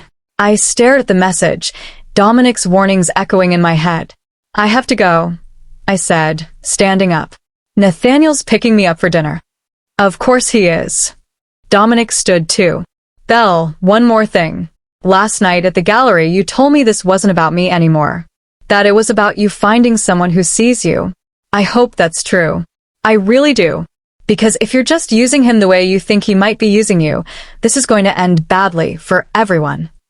I left without responding, but his words followed me all the way back to my apartment.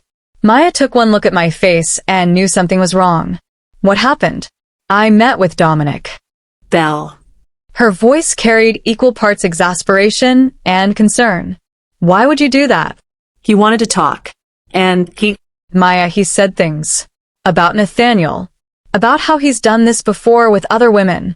How he gets intensely interested and then loses interest when they're no longer a challenge.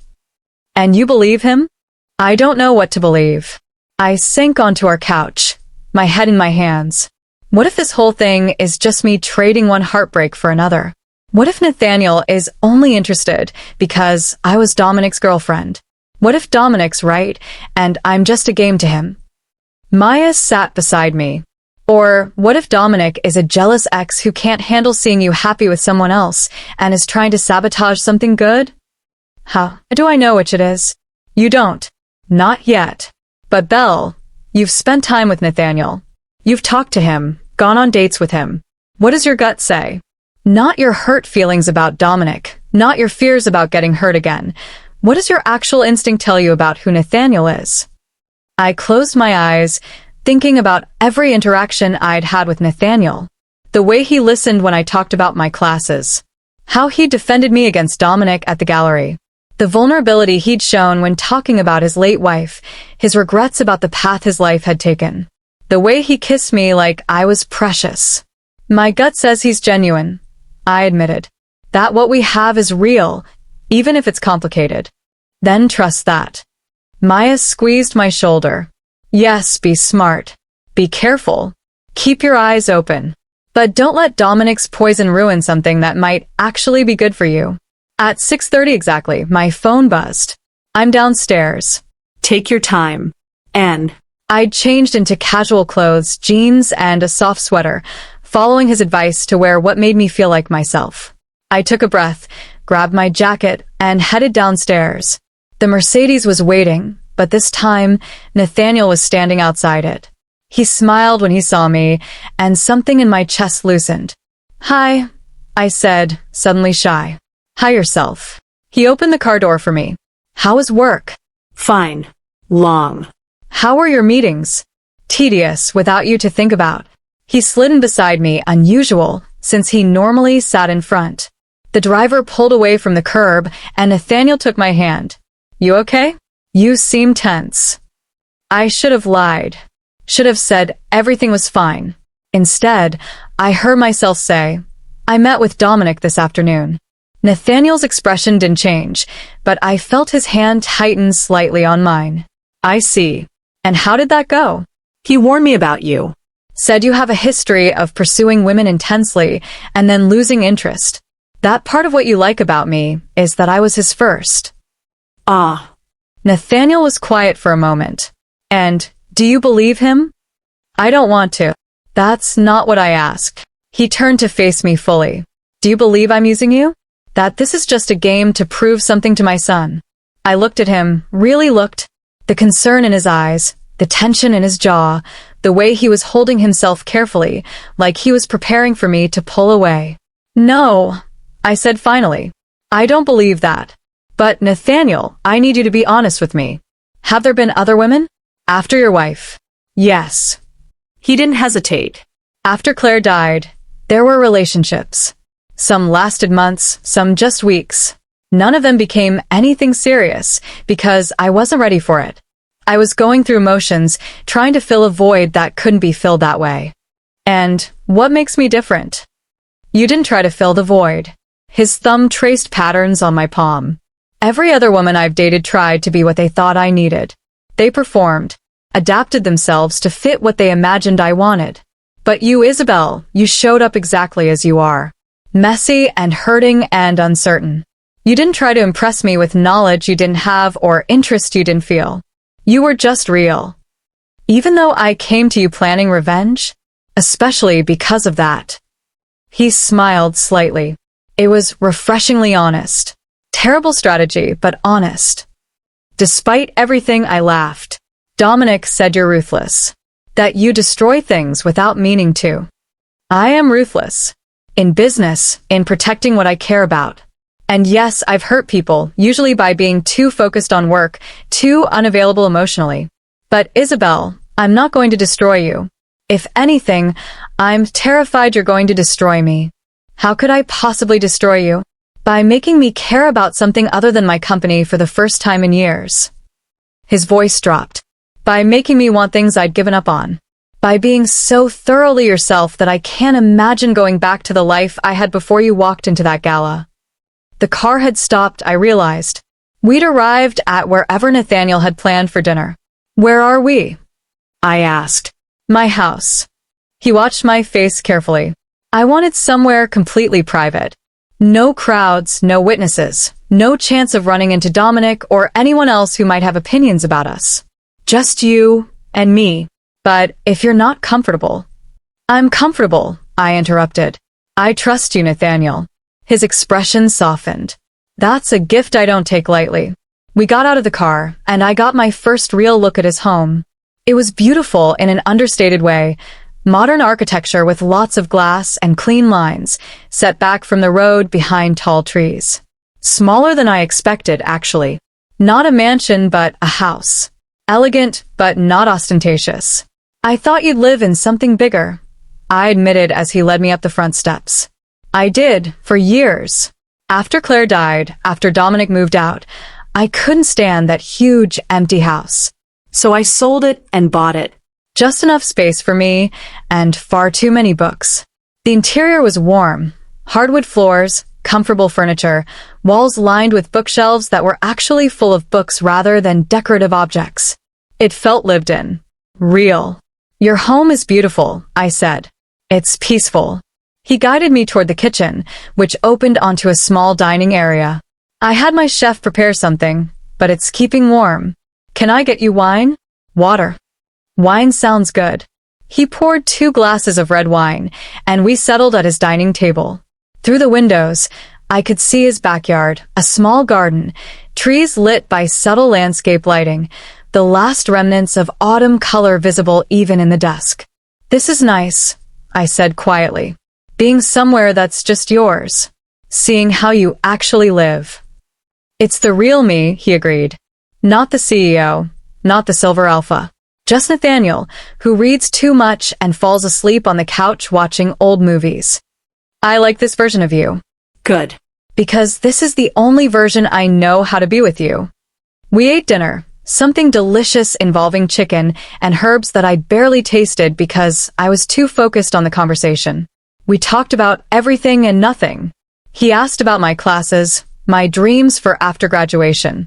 I asked about his early days building the company, about Claire, about the life he'd lived before everything got complicated. Hours passed without me noticing. At some point, we'd moved from the dining table to his living room couch, our wine glasses forgotten, the conversation flowing easily. Can I ask you something? I said, tucked against his side in a way that felt natural and right. Anything. What do you see when you look at me? Not who I could be or who you hope I'll become. Who I am right now.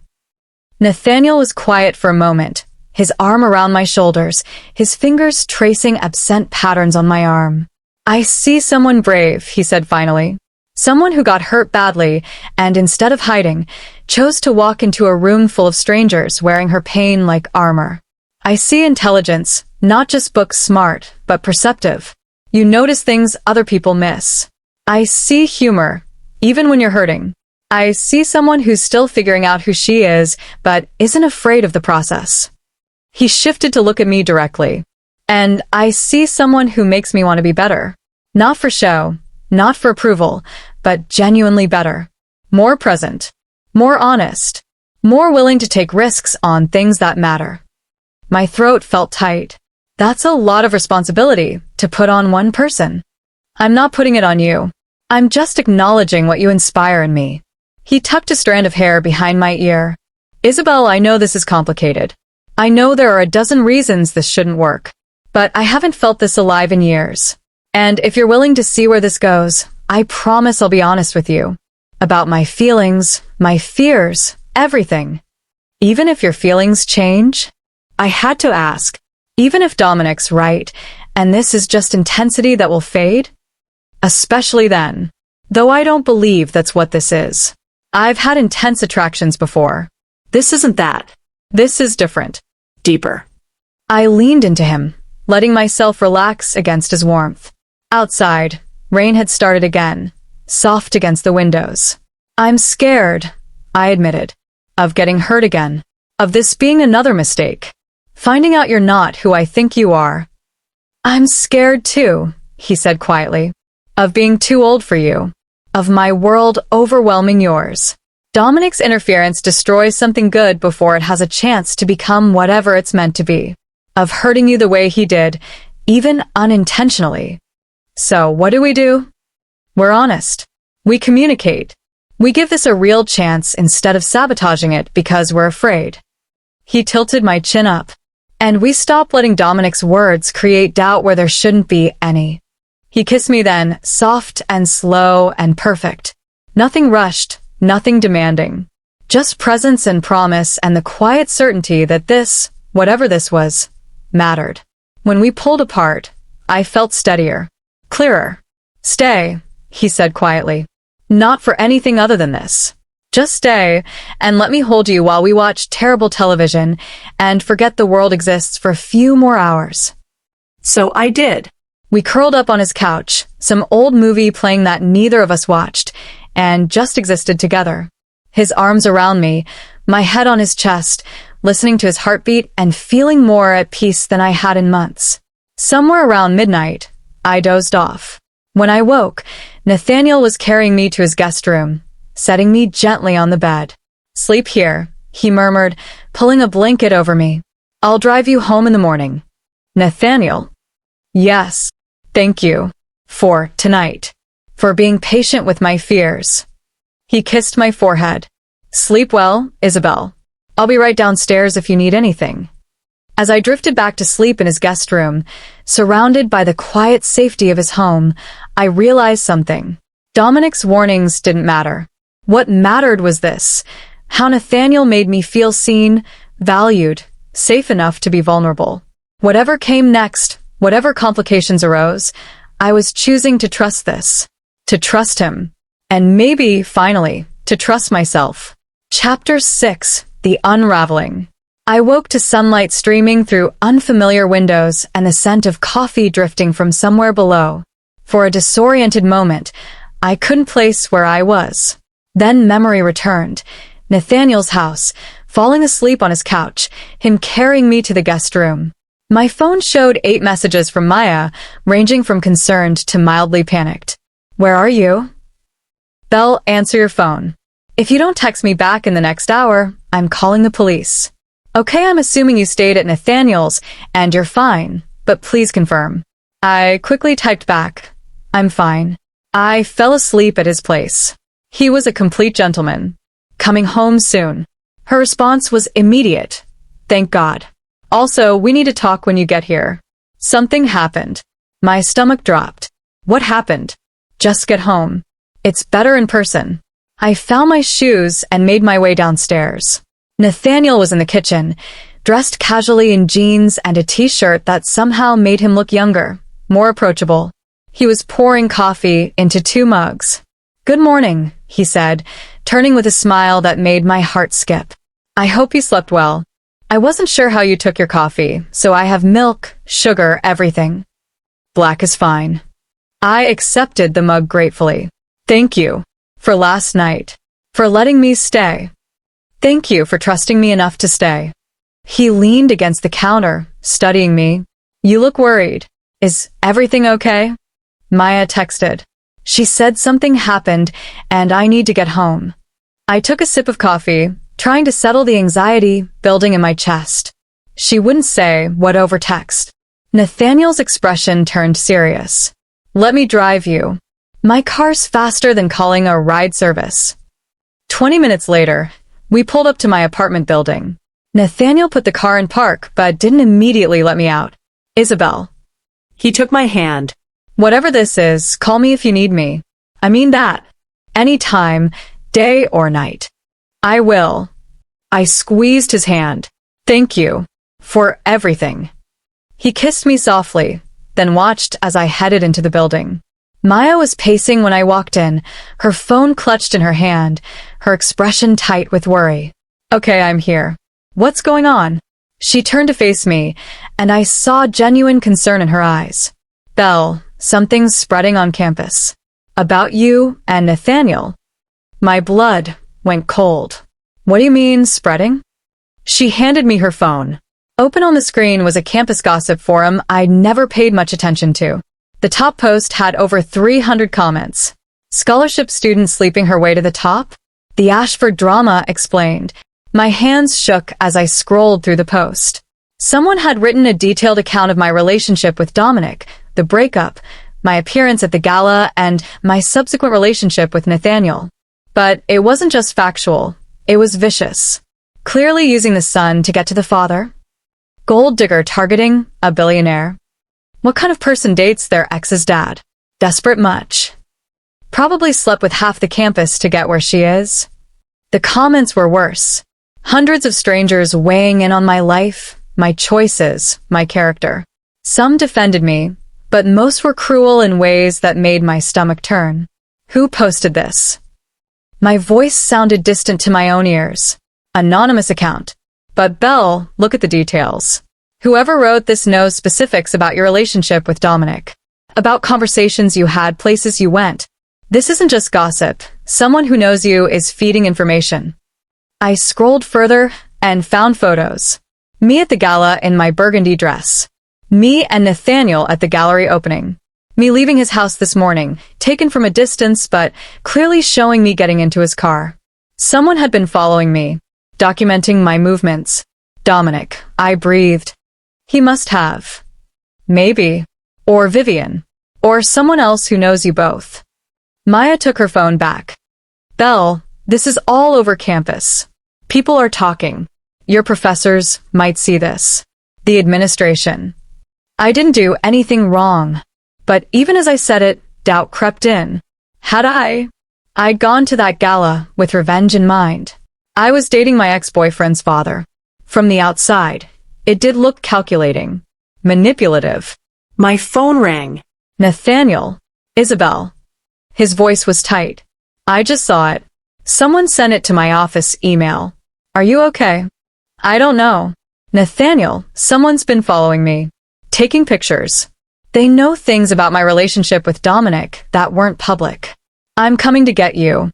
We need to. No. I cut him off. That'll just make it worse. Give them more ammunition. I need to think. I need to figure out who's behind this and why. Isabel. Please, Nathaniel. Just give me some time to process this. I'll call you later. I hung up before he could argue, then immediately felt guilty. But I couldn't think of him trying to fix things. I needed space to understand what was happening. Maya was watching me carefully. What are you going to do?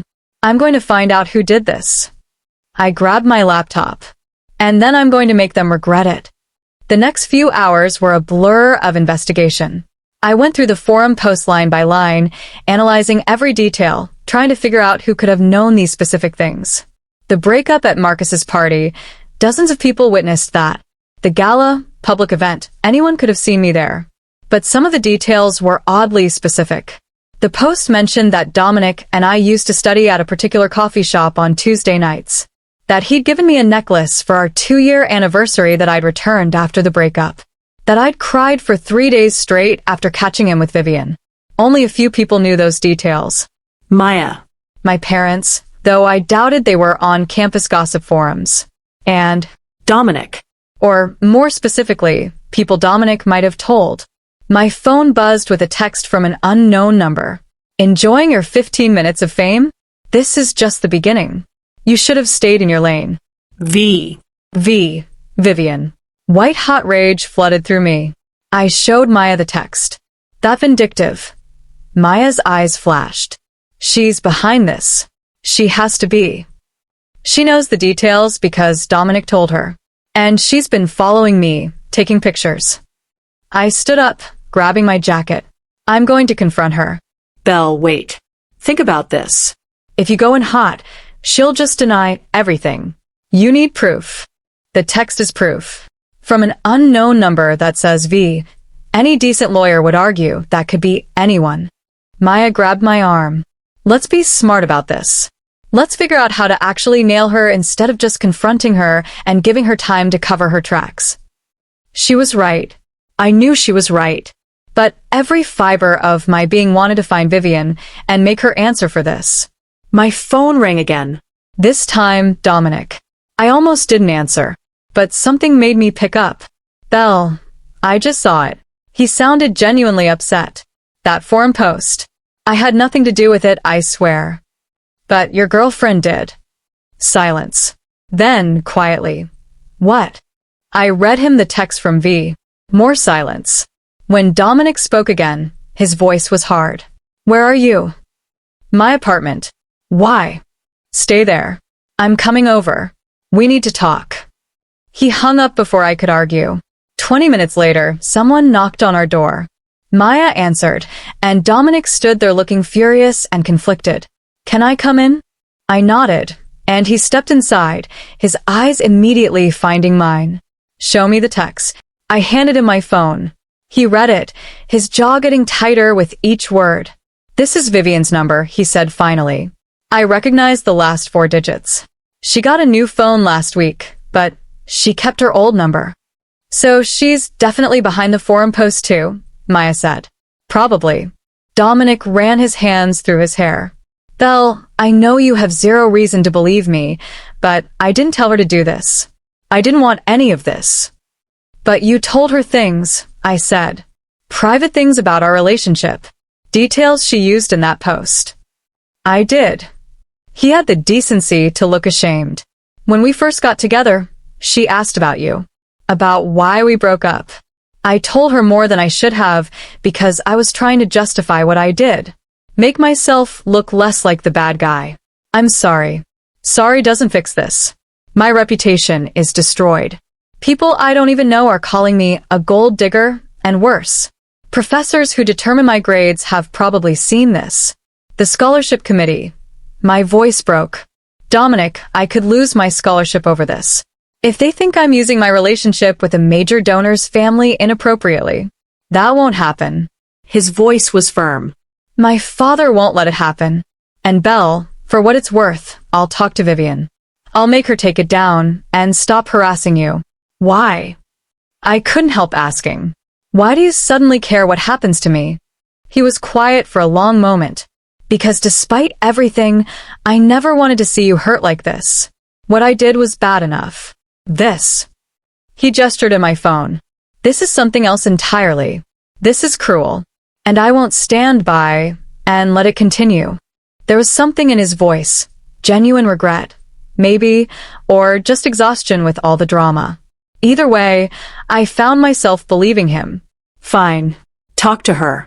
Get her to take down the post and leave me alone. And Dominic? I met his eyes. After that, I don't want to hear from you again. No more warnings about your father. No more coffee meetings. No more texts. We're done. Completely. I understand. He moved toward the door, then paused. Belle? My father, he's different from you. Happier. I've never seen him like this, not even with my mother. So maybe I was wrong.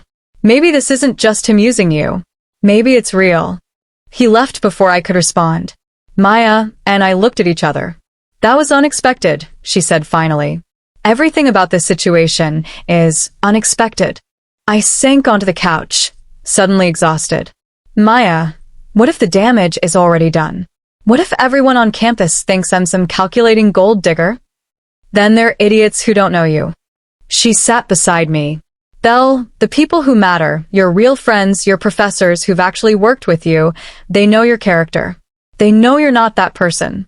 Random strangers on a gossip forum? Their opinions don't actually matter. They feel like they matter.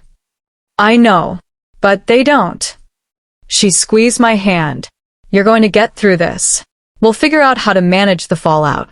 And if Dominic can get Vivian to back off, maybe the worst of it is over. I wanted to believe her, but something told me this was far from over. My phone rang again. Nathaniel, for the 3rd time. This time, I answered. I'm sorry I hung up on you earlier. I said immediately. Don't apologize. I understand you needed space. His voice was gentle. But, Isabel, we need to talk about this. Together. This affects both of us. I know. Can you come over? I don't want to have this conversation over the phone. I'm already on my way. Been parked outside your building for the last hour in case you needed me. Something in my chest loosened. You've been waiting outside? I wasn't going to leave you alone to deal with this. Even if you weren't ready to see me yet.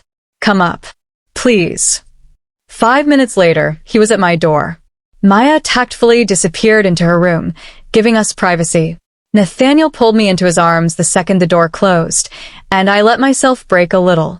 The fear, the anger, the humiliation, all of it poured out in tears I'd been holding back. I'm sorry, he murmured against my hair. I'm so sorry you're going through this because of me.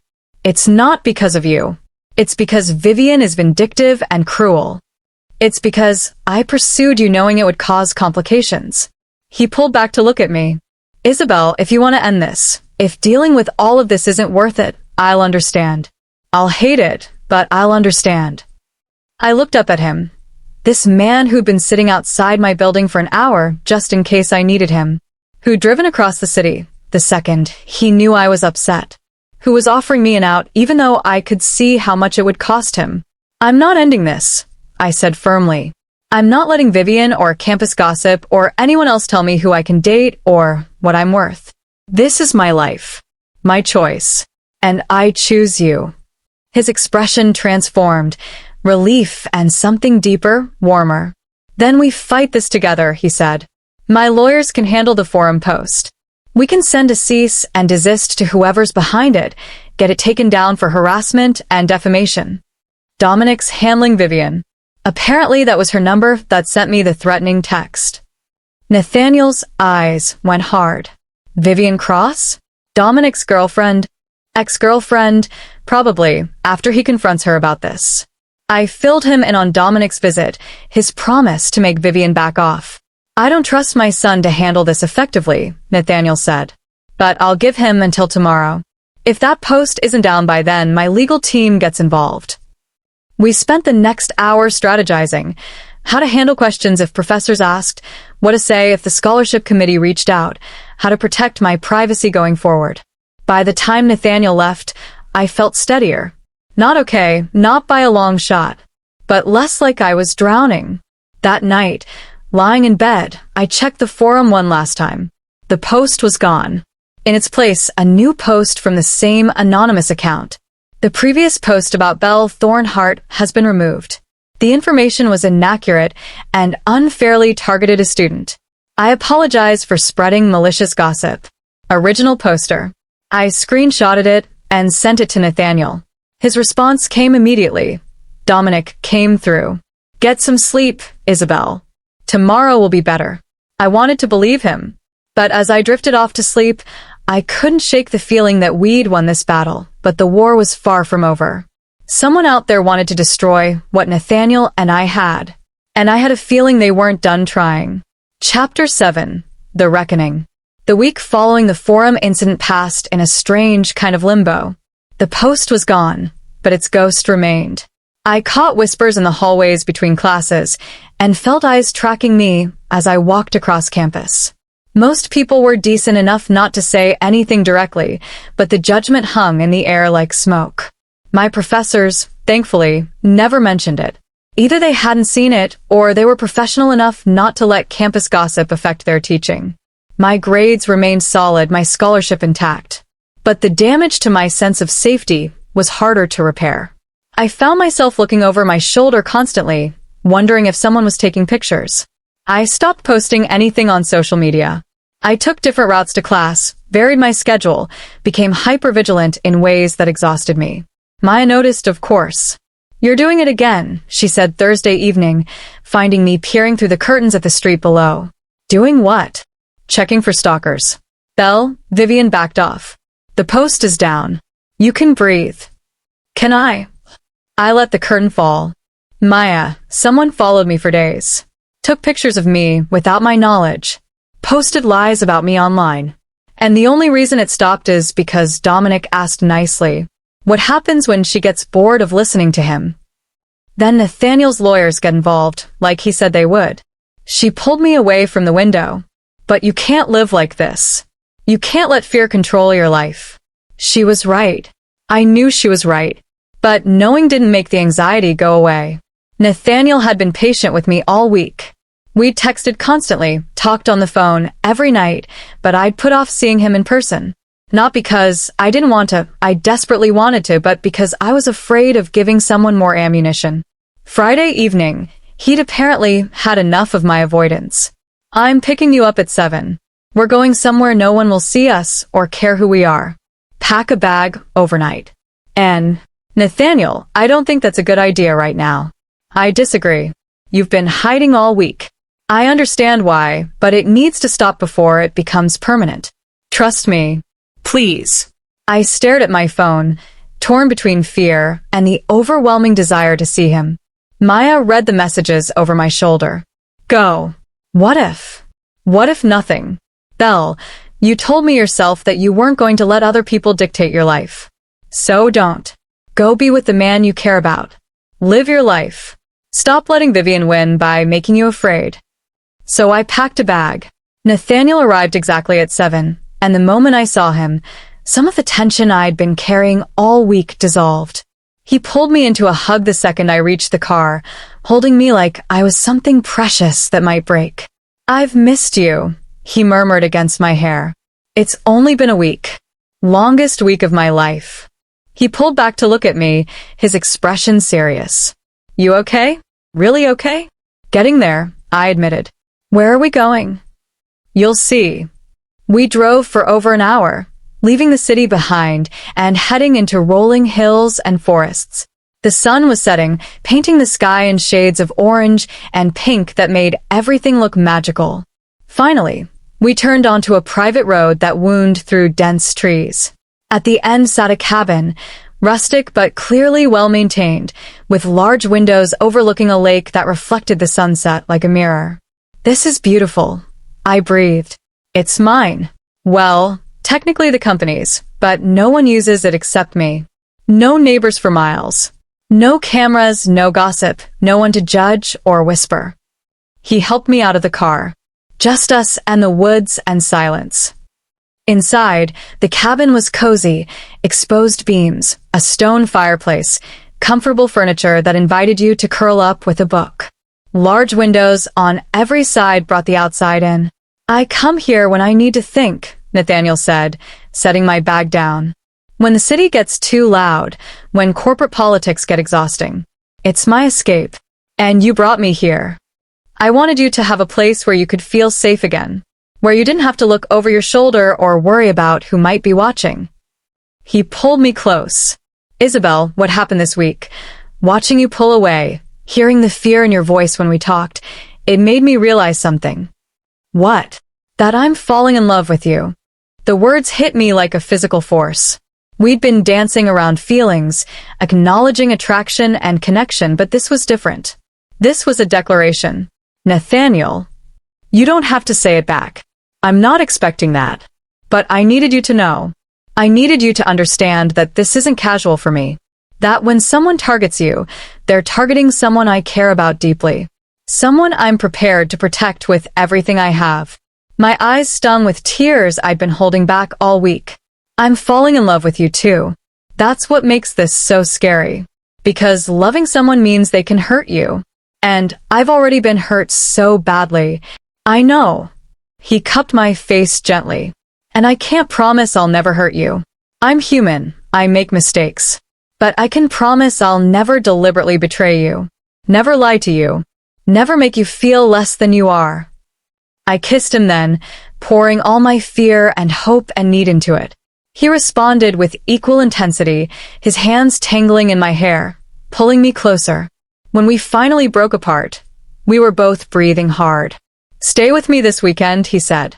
"Let's forget the world exists. No phones, no campus drama, no Dominic or Vivian or anyone else. Just us." "Just us," I agreed. We made dinner together, pasta and wine and laughter that came easier in this isolated space. Afterward, we built a fire and curled up on the couch, watching flames dance while the forest grew dark outside. "Tell me something I don't know about you," I said, tucked against his side. "What do you want to know?" "Anything. Everything. The things you don't tell people, because you think they won't understand." He was quiet for a moment, his fingers tracing patterns on my arm. "I'm tired," he said finally, "of the company, of playing alpha, of the constant performance that comes with power. Some days, I want to walk away from all of it, sell the company, move somewhere remote, and just exist, without expectations or responsibilities." "Why don't you?" "Because it's not just my life anymore. I employ thousands of people. The decisions I make affect families, communities. And I'm good at it, the strategy, the leadership.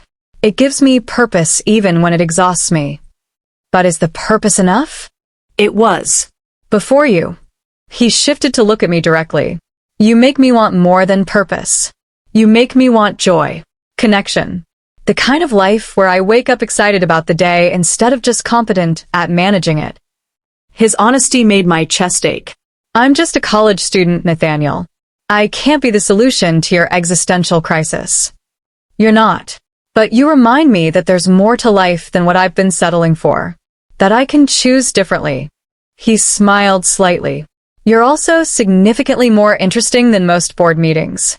I laughed despite the heaviness of the conversation. That's a low bar. True.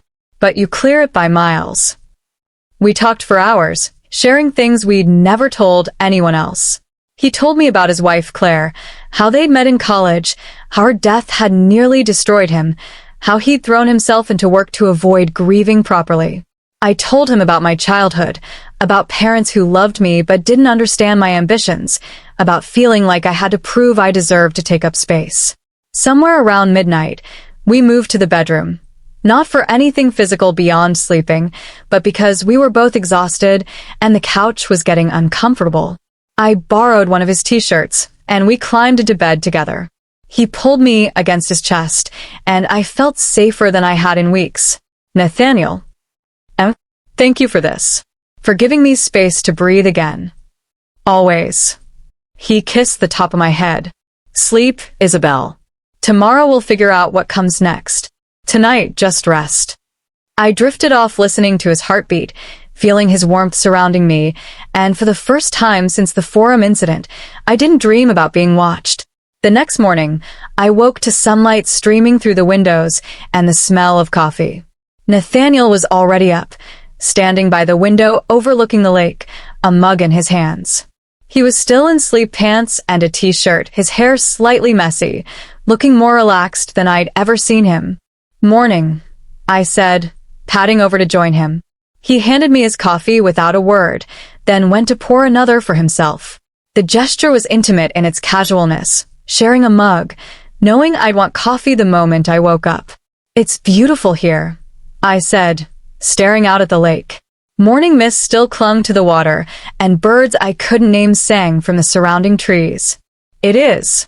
I should come here more often, but I always make excuses about work being too busy. What if you didn't? He looked at me. What do you mean? What if you made this a priority instead of an escape? What if you blocked off weekends to come here and let work adjust around that instead of the other way around? That's not really how running a company works. Isn't it though? You're the CEO. The alpha. If you can't set boundaries around your own time, how can anyone else? He was quiet, considering. When did you get so wise? I'm not wise. I'm just observing that you seem happier here than anywhere else I've seen you. And life's too short to only be happy in stolen moments. Something shifted in his expression.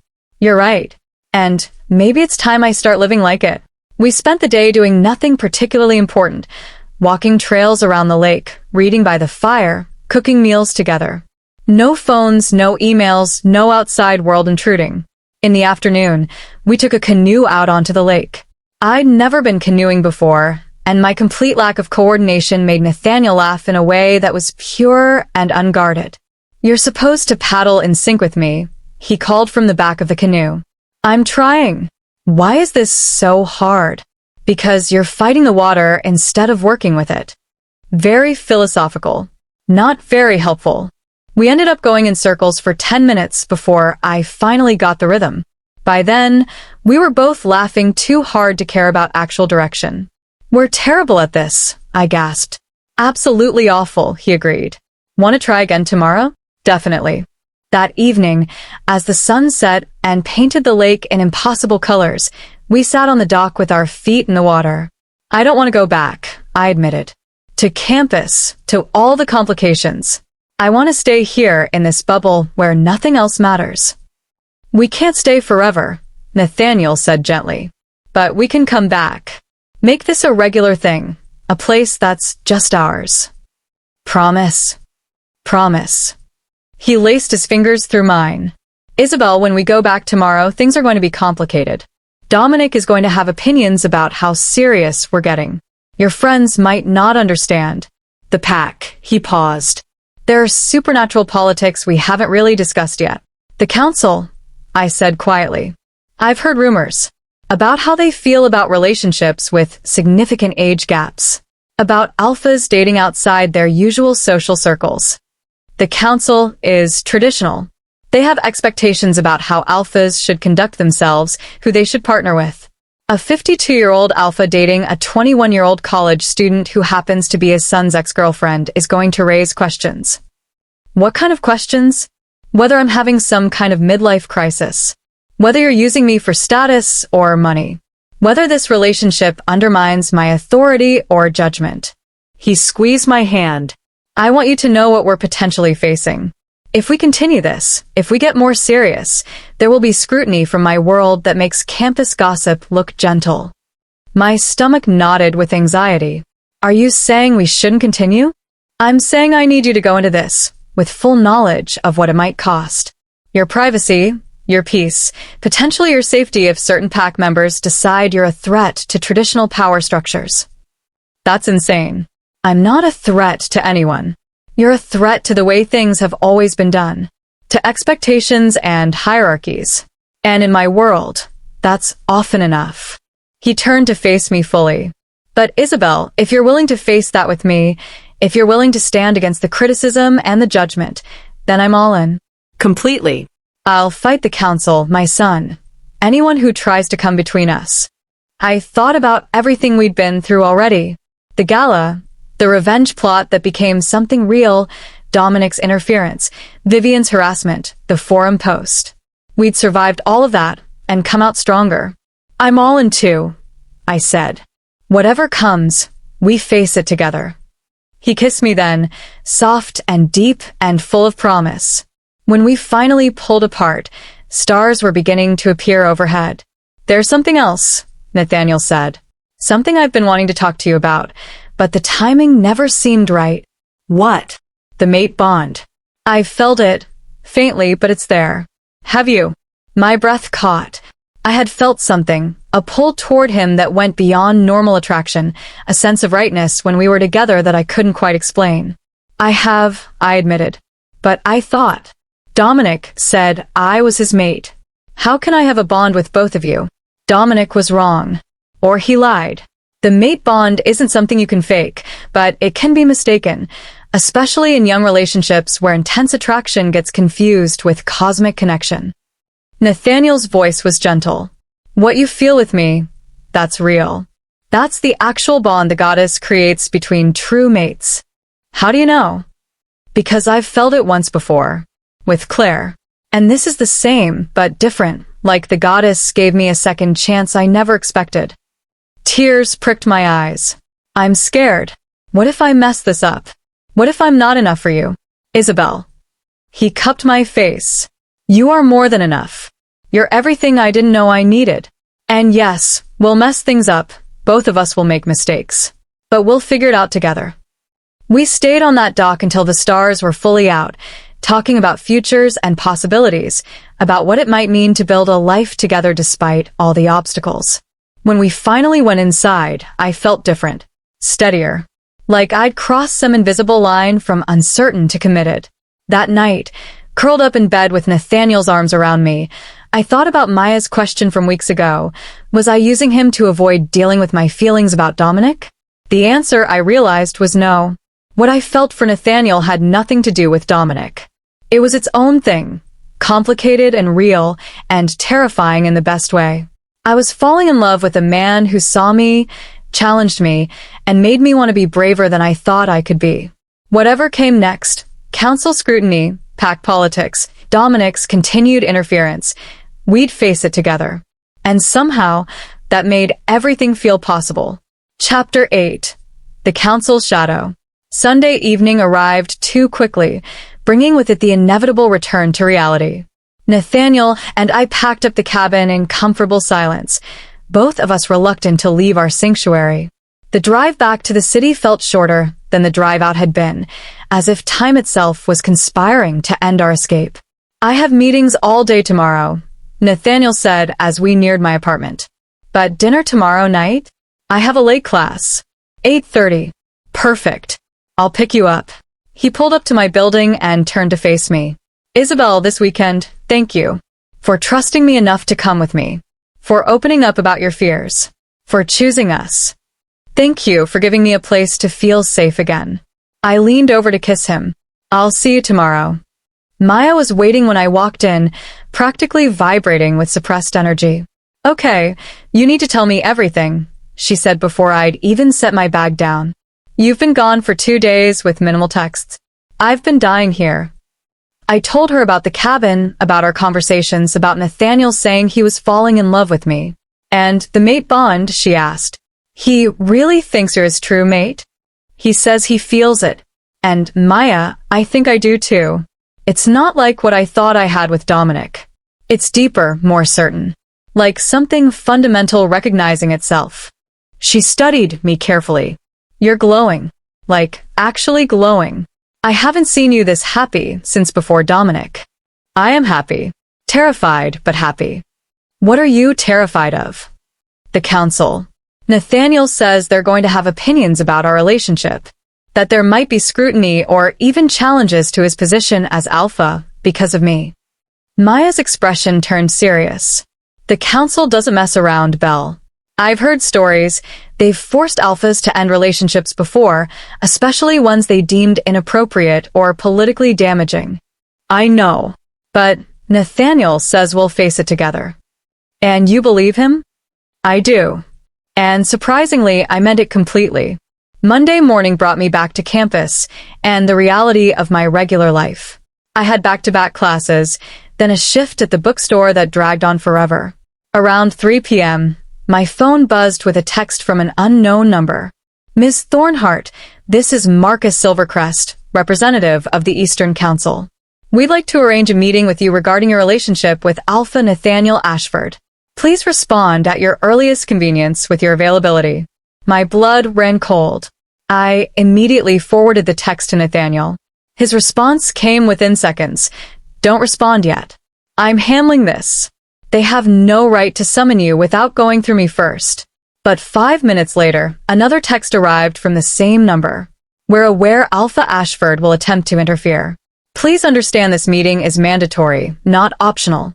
Failure to comply will result in formal sanctions against both you and the Alpha. Tuesday 4 p.m. at the council chambers. We'll send a car." I felt like I couldn't breathe. Maya found me in the break room, staring at my phone with shaking hands. "Belle? What's wrong?" I showed her the messages. "Oh no. Oh, Belle, they're moving fast. That's not a good sign." "What do they want with me?" "I'm nobody. Just a college student dating an alpha." "Why do they care?" "Because you're dating their alpha. Nathaniel isn't just any pack member. He's one of the most powerful alphas in the territory. His choices reflect on the entire pack structure. And you're young, you're human adjacent, you're his son's ex-girlfriend. To them, you probably look like a scandal waiting to happen." My phone rang. "Nathaniel," and he sounded furious. "They contacted you directly," he said without preamble. "That's a massive breach of protocol. They're supposed to go through me first if they have concerns about my personal life." "Nathaniel, they said it's mandatory. That there will be sanctions if I don't comply." "Let them try. I'm your alpha too, by extension of our bond. They can't compel you without my permission." "But they said sanctions against both of us. Empty threats designed to scare you into compliance without me present." His voice softened slightly. "Isabel, I'm not going to let them intimidate you. I'll handle the council." "How?" "By reminding them that my personal life is my business, not theirs. And by making it very clear that you're under my protection." After we hung up, I tried to focus on work, but the council summons sat in my mind like a stone. That evening, Nathaniel picked me up for dinner as planned, but the easy joy from our weekend was replaced by tension.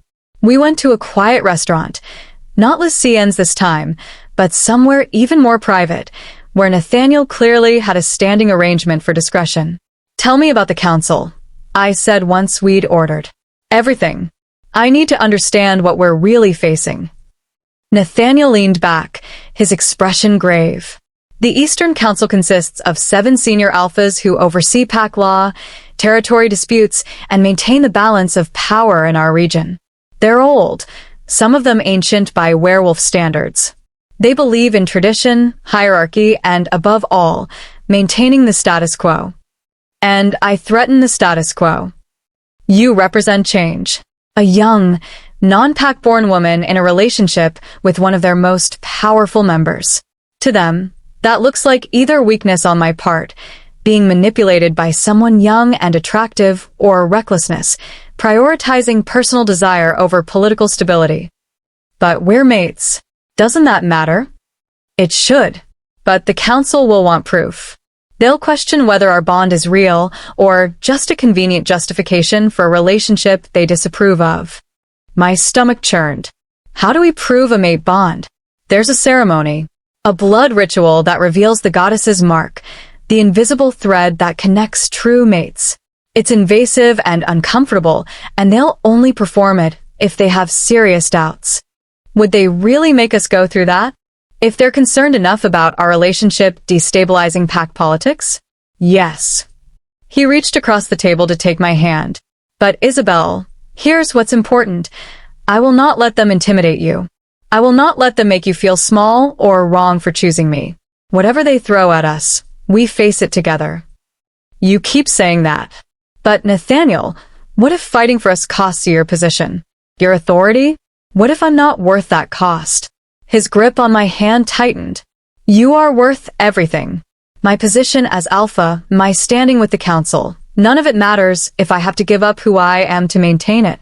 And who I am, apparently, is a man who falls in love with brilliant, brave women who challenge him to be better.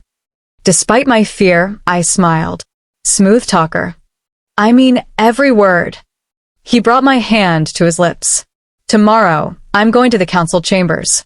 I'm going to make it very clear that you're under my protection and that any attempts to intimidate or coerce you'll be met with consequences. What kind of consequences?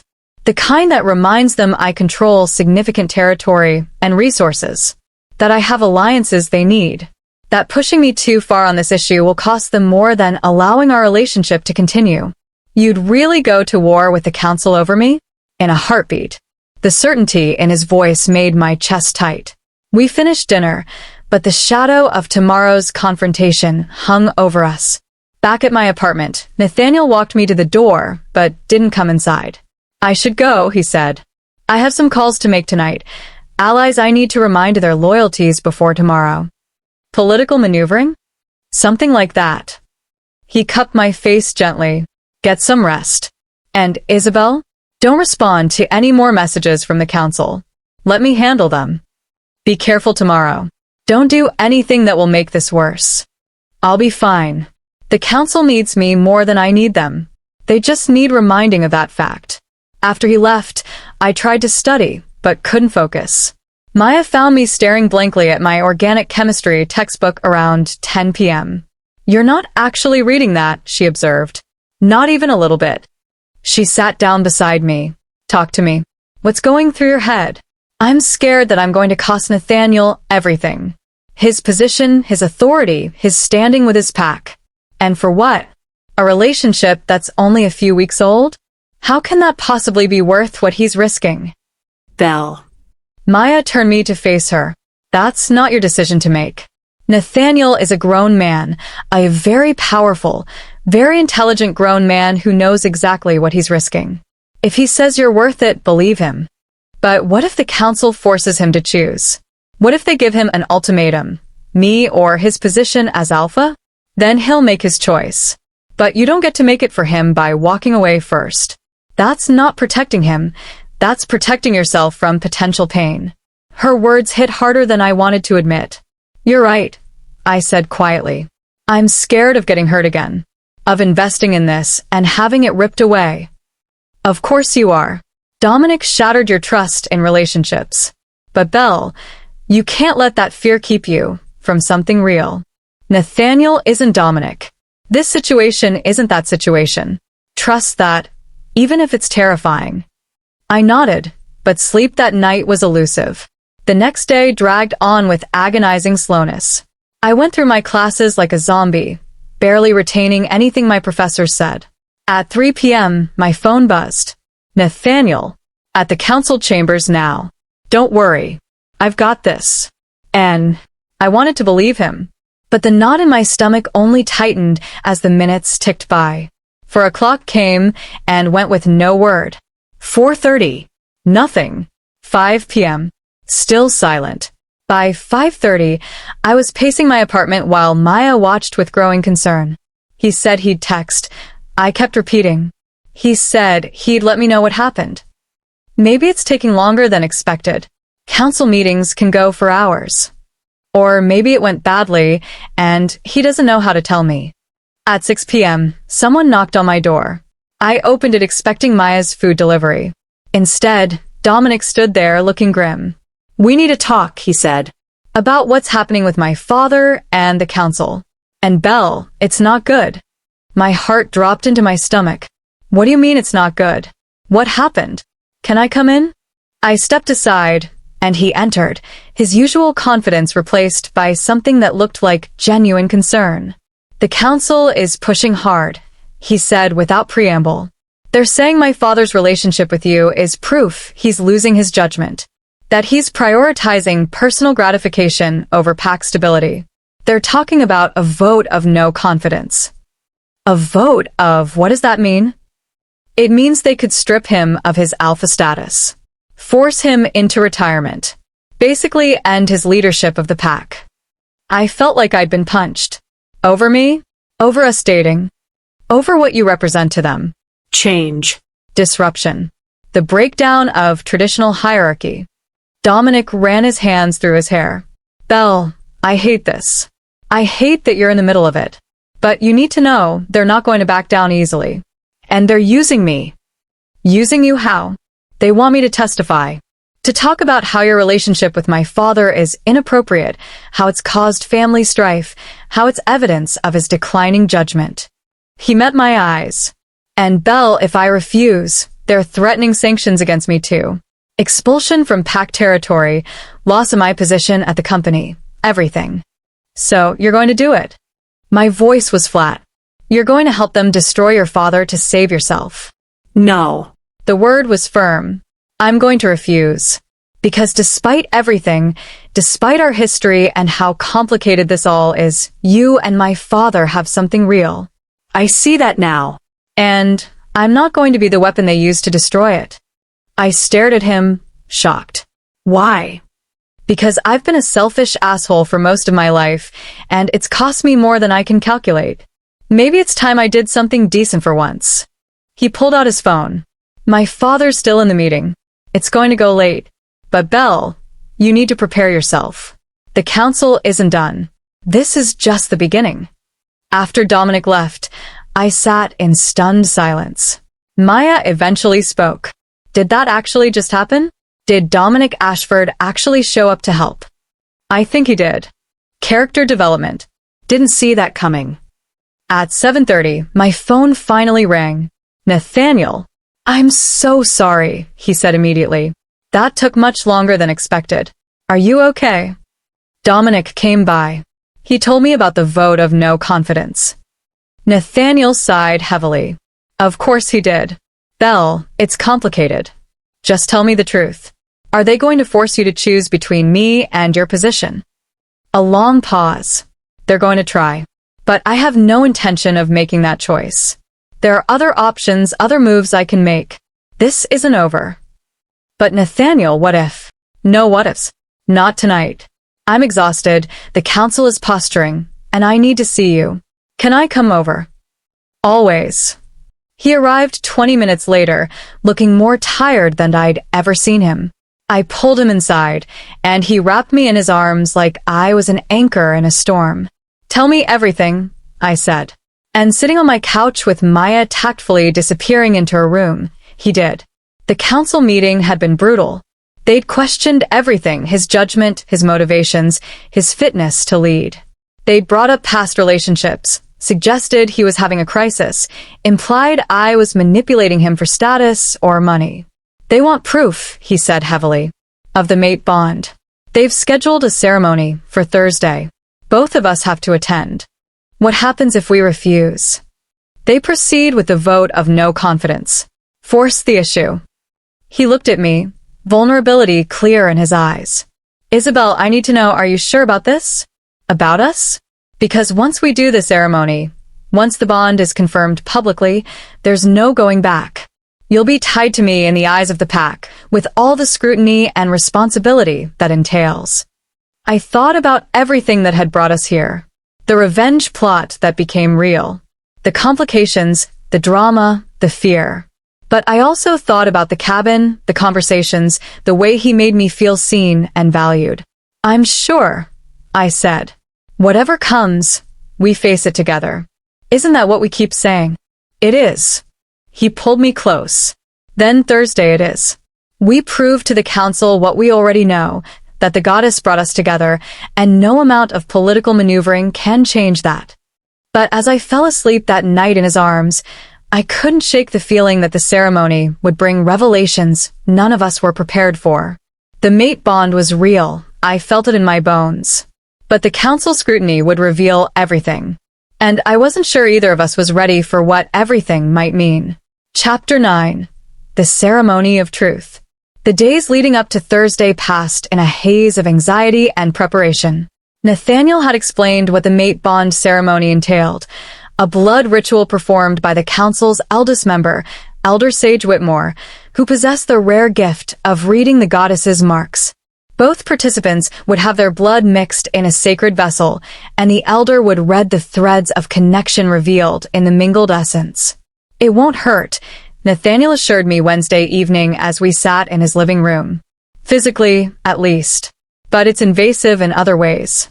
The elder can see everything, every emotion, every doubt, every hidden truth between us. Everything. My voice came out smaller than I intended. Everything that relates to our bond.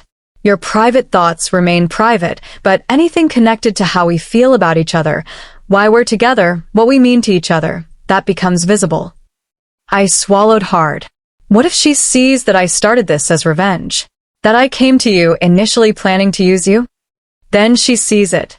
But she'll also see how that changed. How what we have now is real. He pulled me closer. Isabel, I'm not worried about what the elder will find. I know what's in my heart. Do you know what's in yours? Did I? A month ago, I would have said my heart was full of anger and hurt and the desperate need to make Dominic pay for what he'd done. But now? I love you, I said quietly. That's what's in my heart. Whatever brought us together, wherever this started, I love you. And I want to be with you, council approval or not. His expression softened. That's all that matters. That's what the elder will see. Thursday arrived gray and cold, with the kind of rain that felt deliberate, like the sky was grieving in advance. I dressed carefully in a simple navy dress that Nathaniel had said was appropriate for council proceedings, modest but elegant, nothing that would draw unnecessary attention or criticism. Maya helped me with my hair, pulling it back in a way that made me look older, more composed than I felt. You've got this, she said, squeezing my shoulders. Just remember, the truth is on your side. Your feelings are real. That's what matters. Nathaniel picked me up at 2 p.m. The council chambers were located in a historic building on the edge of Pack territory, all stone and iron, built to last centuries and intimidate anyone who entered. We were silent during the drive, both lost in our own thoughts. Nathaniel held my hand the entire time, his thumb tracing reassuring patterns across my knuckles. The council chambers were as imposing inside as out. High ceilings, dark wood paneling, seats arranged in a semicircle facing a raised platform where the 7 council members would sit in judgment. Several Pack members were already present, witnesses required for any official ceremony. I recognized a few faces from various events, but most were strangers. All of them stared at me with expressions ranging from curiosity to outright hostility. Ignore them, Nathaniel murmured. Focus on me. Only me. Dominic entered shortly after we did, taking a seat near the back. He caught my eye and gave a small nod, solidarity, maybe, or just acknowledgement that we were all in this together whether we wanted to be or not. At precisely 3 p.m., the council members entered. 7 alphas, all older, all radiating the kind of power that came from decades of leadership. They took their seats with ceremonial precision, and the room fell completely silent. The center seat was occupied by Elder Sage Whitmore, a woman who looked to be in her 70s, but whose eyes held centuries of knowledge. Her silver hair was pulled back severely, and her expression gave nothing away. "Alpha Nathaniel Ashford," she said, her voice carrying easily through the chamber. "You have petitioned this council to recognize Belle Thornhart as your true mate, despite significant concerns about the appropriateness of this bond." "I have," Nathaniel replied, his voice steady and formal. "And Belle Thornhart, you consent freely to this ceremony? Understanding that all truths about your connection will be revealed." My mouth went dry, but I managed to speak. "I consent. Then we shall proceed." Elder Whitmore stood and descended from the platform, carrying a silver bowl engraved with symbols I didn't recognize. "Please approach." Nathaniel and I walked to the center of the chamber. He kept his hand on the small of my back, grounding, protective.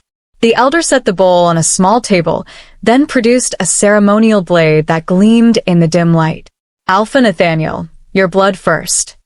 Nathaniel held out his hand without hesitation. The elder made a small cut across his palm, and blood welled up, dripping into the bowl. The scent of it filled my nostrils, rich and earthy, unmistakably Alpha. "Belle Thornhart, your blood now." I extended my hand, trying not to shake. The blade was sharp. I barely felt the cut. But watching my blood mix with Nathaniel's in that ancient bowl made everything feel suddenly, terrifyingly real. The elder closed her eyes, her hands hovering over the bowl. The temperature in the room dropped noticeably, and I saw frost forming on the windows. Magic. Real, tangible magic that made my skin prickle with awareness. "I see," the elder murmured. "I see the threads the goddess has woven." Her eyes snapped open, but they weren't their normal gray anymore. They glowed silver, like moonlight given form. "This bond," she said, her voice taking on an otherworldly quality, "was born in darkness, in pain and betrayal and the desire for vengeance." My stomach dropped. Here it came, the revelation that would destroy us. "But darkness," the elder continued, "can be the soil in which the most beautiful things grow. What began as revenge has become something the goddess herself has blessed. The mate bond between Nathaniel Ashford and Belle Thornhart is real, true, and ordained by divine will." Relief flooded through me so intensely, I nearly collapsed. Nathaniel's arm tightened around my waist, holding me upright. The elder's glowing eyes swept across the assembled council members. "I see love. Genuine, deep, transformative love. I see two souls who have found completion in each other. I see a bond that strengthens rather than weakens, that heals rather than harms." One of the council members, a stern-looking man with iron-gray hair, stood. "Elder Whitmore, with all due respect, the circumstances of this bond are highly irregular. The age difference alone is irrelevant." The elder cut him off sharply. "The goddess does not concern herself with mortal notions of appropriate age gaps. She weaves bonds between souls who complement each other, regardless of physical years." Another council member spoke up, a woman whose face was carved in permanent disapproval. "But his son, this woman was involved with Alpha Nathaniel's own son. That creates complications. That creates growth," the elder interrupted again. "I see in this bond a catalyst for healing. Not just for these two, but for the fractured relationship between father and son. The goddess works in mysterious ways, and this is one of her more complex tapestries." She turned back to Nathaniel and me, her eyes returning to their normal gray. "Your bond is true," she said simply. "Anyone who challenges it challenges the goddess herself." The room erupted in whispers, but the elder raised her hand for silence. "However," she continued, and my brief relief evaporated, "there is something else I must reveal. Something the blood has shown me that yourselves may not yet know." My heart started racing. What else could there possibly be? The elder's expression softened slightly as she looked at me. "Belle Thornhart, you are not fully human, as you believe yourself to be." The world tilted. "What?" I breathed. "Your grandmother was a wolf.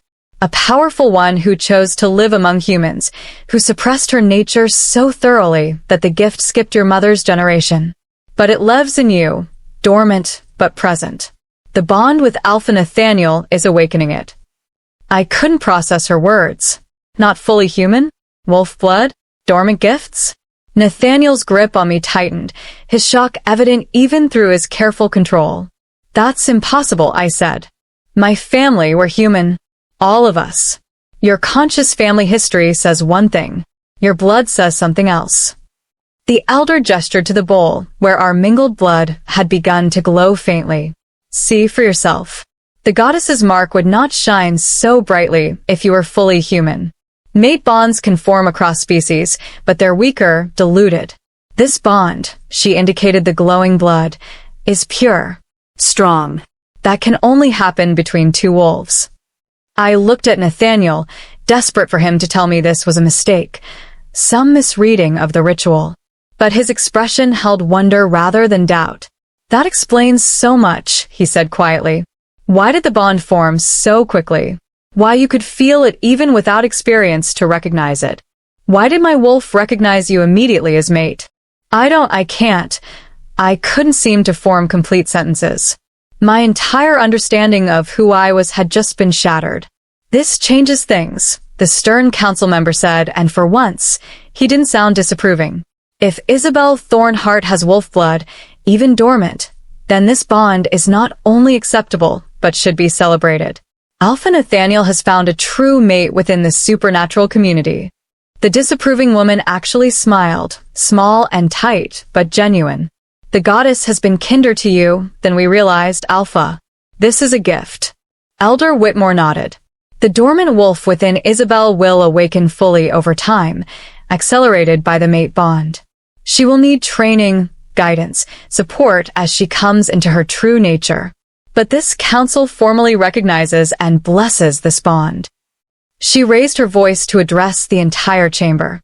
Let it be known, Alpha Nathaniel Ashford and Belle Thornhart are true mates, blessed by the goddess, recognized by this council. Any who challenge this bond challenge us all. The council members stood as one, and the assembled witnesses followed suit. It was done. Official. Recognized.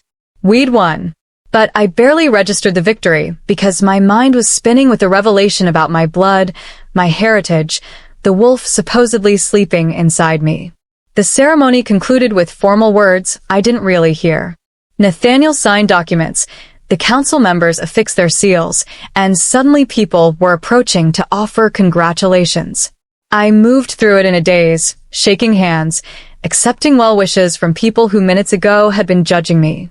Dominic approached last. He looked at me with something that might have been respect. Congratulations, he said simply. Both of you. I'm glad it worked out. Thank you, Nathaniel replied, for not testifying against us. That took courage. It took basic decency. But you're welcome.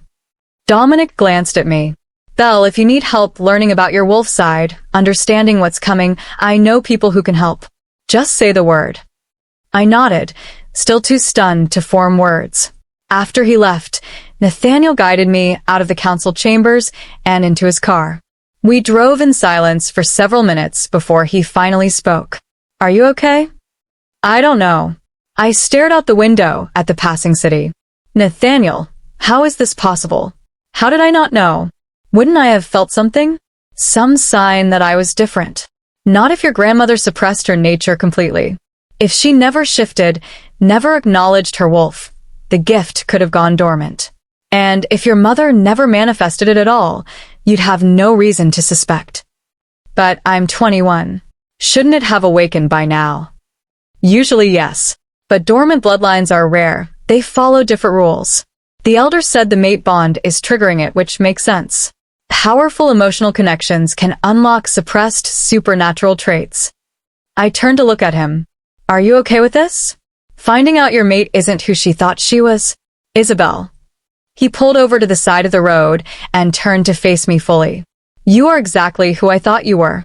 Finding out you have wolf blood doesn't change anything except giving me hope that we'll have centuries together instead of just decades. Centuries?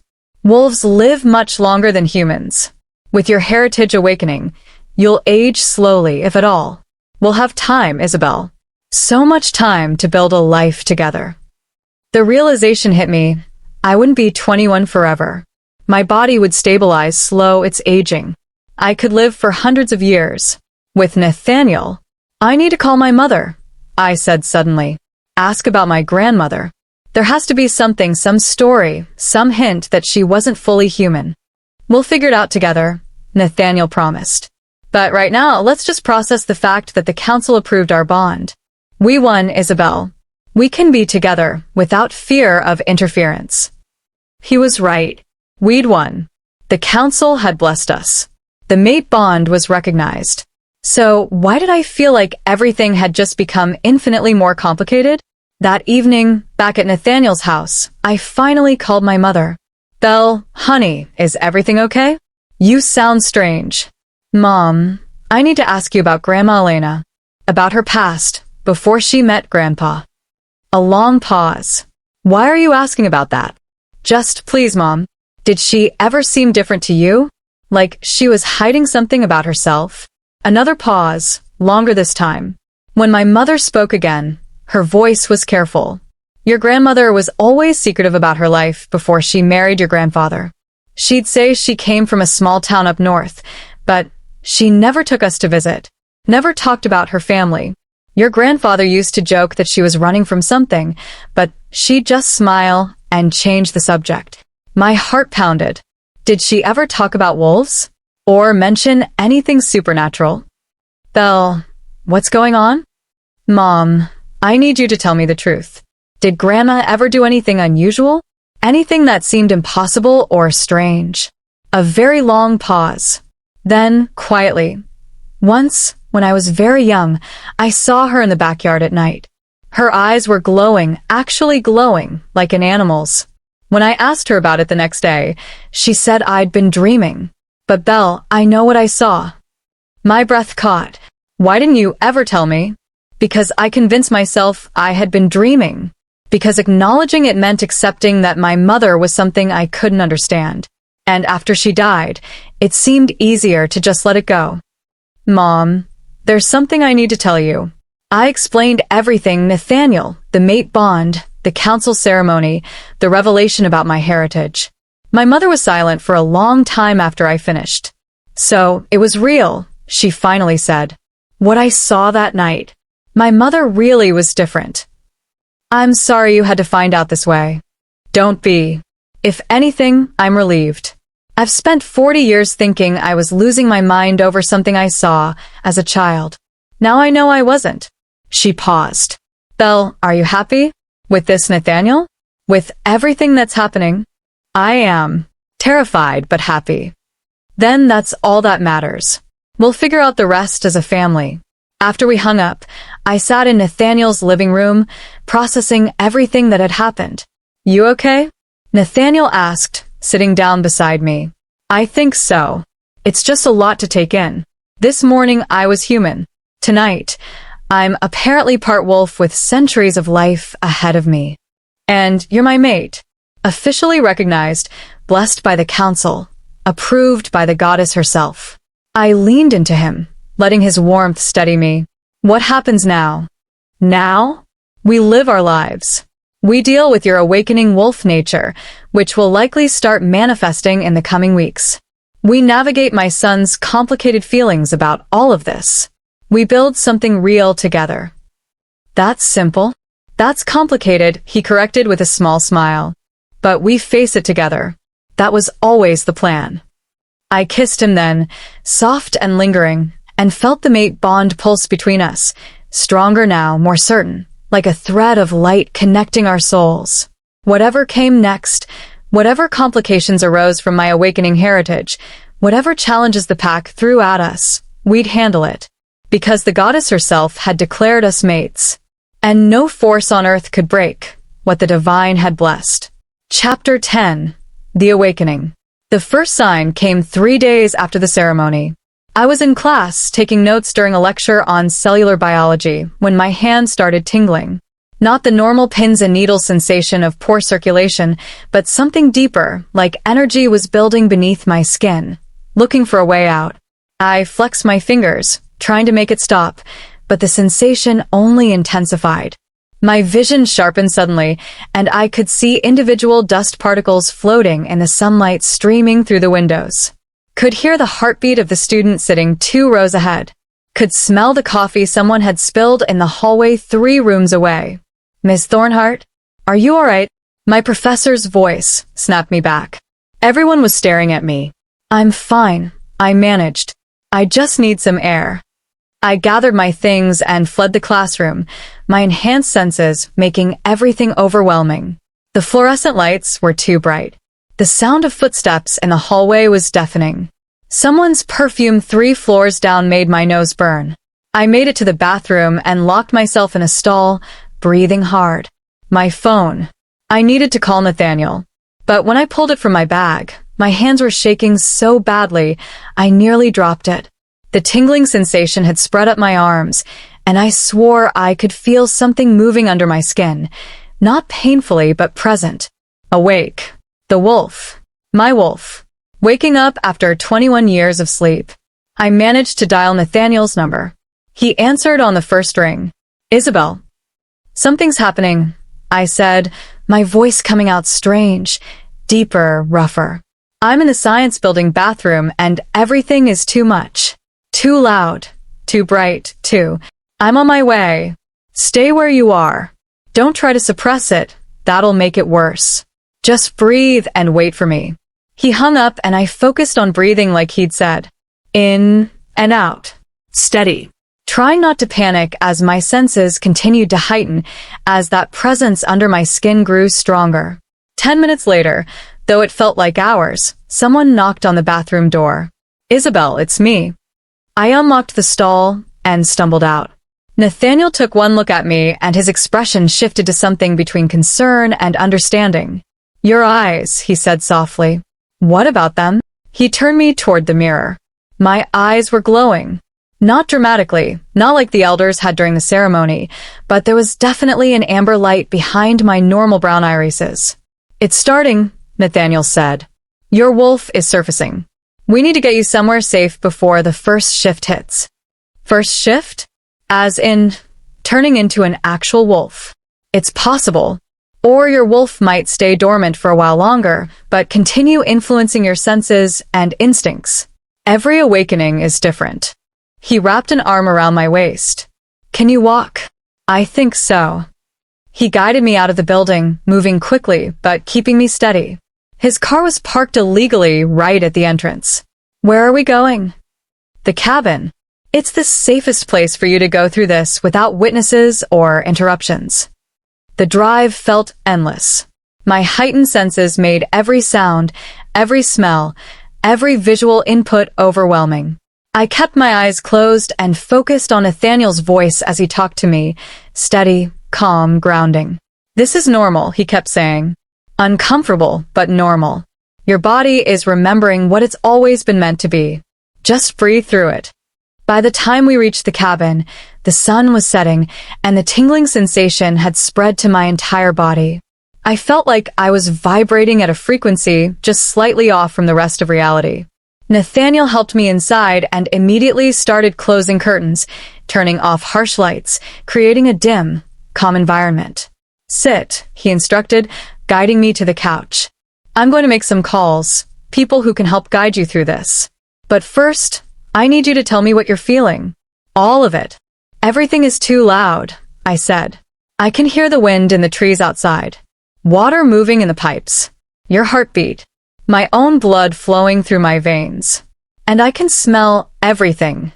The wood of this cabin, the lake, animals in the forest, your scent, which is what? Safe. I finished quietly. You smell like safety and home, and something I can't name but need desperately. That's the mate bond intensifying as your wolf awakens, he explained. You're recognizing me on a primal level now, not just an intellectual one. He sat beside me, and I immediately leaned into him, needing physical contact. Is it always like this? I asked. So overwhelming? The first awakening is the hardest. Your wolf has been dormant for your entire life, and now she's flooding you with all the awareness, all the instincts you should have developed gradually as a child. It'll settle once your body adjusts. And if I shift, What happens then? then I'll be here with you. I'll shift too, and my wolf will help guide yours through the first change. He stroked my hair gently. But Isabel, there's something you should know. The first shift is painful. Your body has to break and reform. Most people don't remember much of it afterward. The pain overwhelms everything else. But you'll survive it, and once it's done, subsequent shifts are easier. The thought of that kind of pain terrified me. What if I can't do it? What if my body isn't strong enough? Your body was made for this. Your grandmother did it probably hundreds of times. The gift is in your blood. Your body knows what to do even if your mind doesn't. Over the next few hours, the sensations continued to intensify. Nathaniel made phone calls to people he described as awakening specialists, wolves who'd helped others through similar experiences. They gave advice, reassurance, and warnings about what to expect. Around midnight, something shifted. The tingling sensation that had been constant suddenly concentrated in my spine. I gasped, arching forward as pain lanced through my back. Nathaniel, I know. It's starting. He moved quickly, helping me outside onto the grass. You don't want to be indoors for this. Too confining, too many walls. Your wolf needs open space. The pain intensified, spreading from my spine outward through every nerve. I fell to my knees, crying out, I can't, it hurts. I know. But you can. Isabel, look at me. I forced my eyes open. Nathaniel was kneeling in front of me, his hands on my face. Don't fight it. That makes it worse. Let your body do what it needs to do. Surrender to the change. I'm scared. I know. But I'm right here. I'm not leaving you. His eyes started to glow, that same amber light. I'm shifting with you. You won't be alone. He stood and stepped back, and I watched through pain-blurred vision as his body began to change. Bones cracking, reforming. His shape is shifting, expanding. Within seconds, where Nathaniel had stood, a massive wolf now sat, silver-gray fur, intelligent eyes, radiating alpha power. And seeing him in wolf form, something in me settled, recognized. Reaching for that shape is like coming home. The pain exploded through me with renewed force. I screamed, feeling bones breaking, reshaping. My hands hit the ground, no, pause. Covered in fur that was darker than Nathaniel's, almost black with reddish undertones. My face elongated, teeth sharpened. My hearing became even more acute, and suddenly I could smell everything with a clarity that was almost transcendent. And then it was done. I was on 4 legs, panting, my body lower to the ground than it should be. I was a wolf. The silver wolf, Nathaniel, approached slowly, making soft sounds in his throat that I somehow understood as reassurance. Comfort. Pride. He touched his nose to mine, and I felt the mate bond snap into crystal clarity. Not just emotional connection anymore, but something cellular. Fundamental. We were 2 parts of a whole, and in wolf form. That truth was undeniable. He nudged me gently, encouraging me to stand properly. My legs felt wrong, all the weight distributed differently, but after a few stumbling attempts, I managed to stay upright. Then he did something I didn't expect. He howled. The sound was beautiful, primal, calling to something deep in my bones. And without thinking, I joined him. My first howl as a wolf. It came from somewhere deeper than my lungs, resonating through my entire being.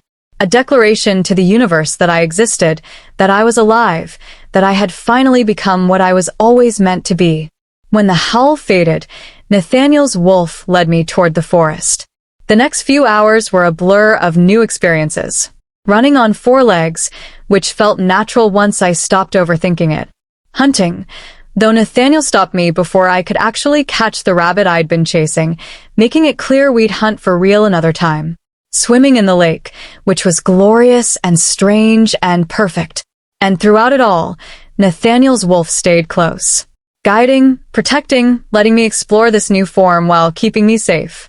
As dawn began to break, I felt the pull back toward human form.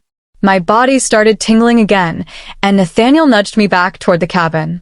The shift back was easier than the shift into wolf form, still uncomfortable. Bones were forming again, but without the overwhelming pain of the first change. When I was fully human again, I lay on the grass, naked and exhausted, and absolutely transformed.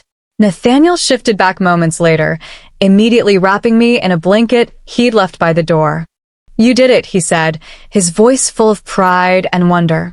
"Your first shift. How do you feel?" "Exhausted." Sore. "Amazing."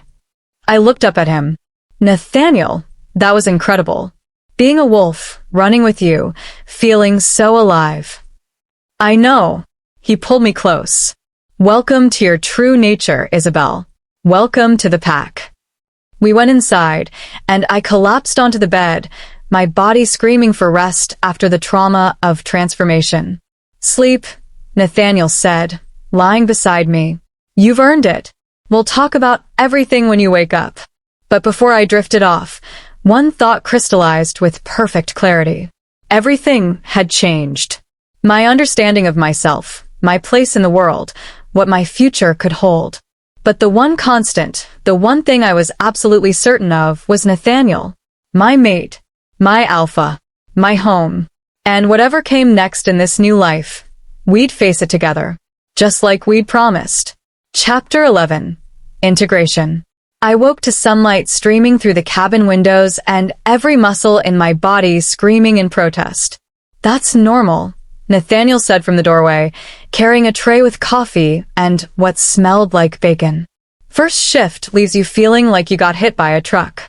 It'll ease up over the next few days." I sat up carefully, accepting the coffee with grateful hands. How long did I sleep? 14 hours. It's Saturday afternoon. Saturday. I'd lost an entire day. Maya must be freaking out. And my classes.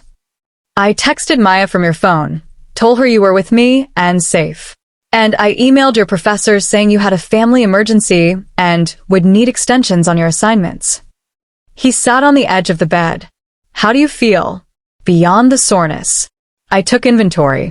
My body ached. Yes, but underneath that was something new, a sense of completeness I'd never experienced before.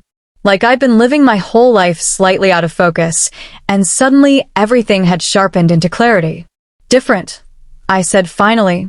"More here. Present. Does that make sense?" "Perfect sense. You're finally inhabiting your full self instead of just a fraction of it." He handed me a plate of food. Eat.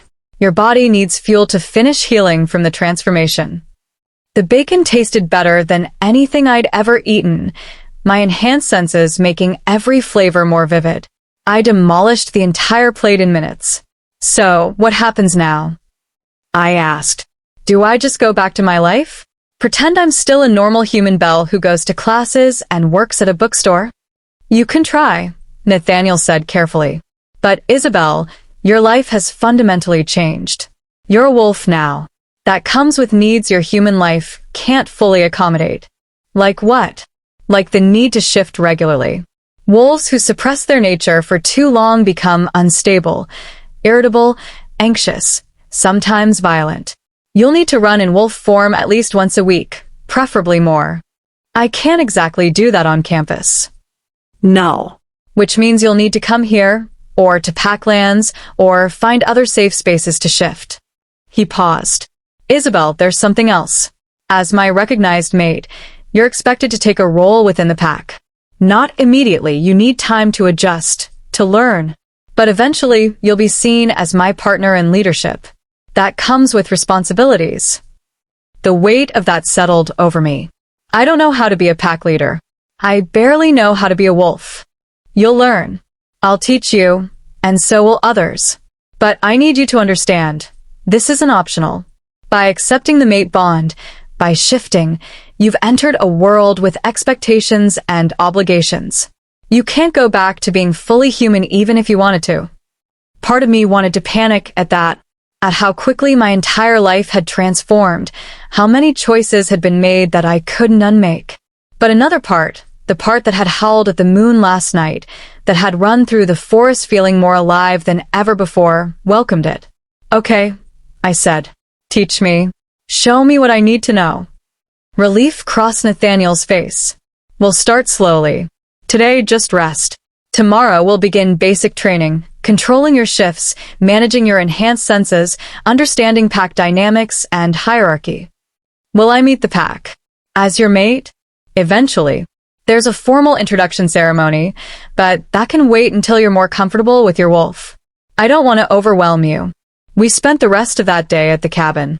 Nathaniel explained the basics of pack structure, alphas, betas, omegas, and the complex web of relationships and responsibilities that held it all together. He told me about pack lands, about the businesses and properties the pack controlled, about the delicate politics of maintaining territory and alliances. It was overwhelming, but also fascinating. This entire world had existed parallel to my human life, and I'd never known. What about school? I asked that evening as we sat by the fire. My degree, my plans for after graduation, do those just disappear? Not if you don't want them to. Plenty of wolves maintain human careers and education. It's more complicated, requires more careful time management, but it's possible. He pulled me close. "Isabel, I don't want you to give up your dreams. I just want you to expand them to include this new reality. And if my dreams don't fit with being your mate, with pack responsibilities, then we figure out a compromise. This relationship only works if we're both getting what we need from it." His willingness to negotiate, to prioritize my needs alongside pack obligations, made me love him even more. We returned to the city Sunday evening. Maya was waiting when I walked into our apartment, and she took one look at me and knew something fundamental had changed. "You shifted," she said immediately. "How can you tell?" "You moved differently. More fluid. More confident." She circled me like I was a museum exhibit. "Also, your eyes are doing this thing where they catch the light weirdly. It's subtle, but it's there." I explained everything, the awakening in class, the drive to the cabin, the first shift, and what came after. "So you're full wolf now," Maya said when I finished. "Not human anymore." "I'm both. That's the thing. I don't stop being human just because I can turn into a wolf.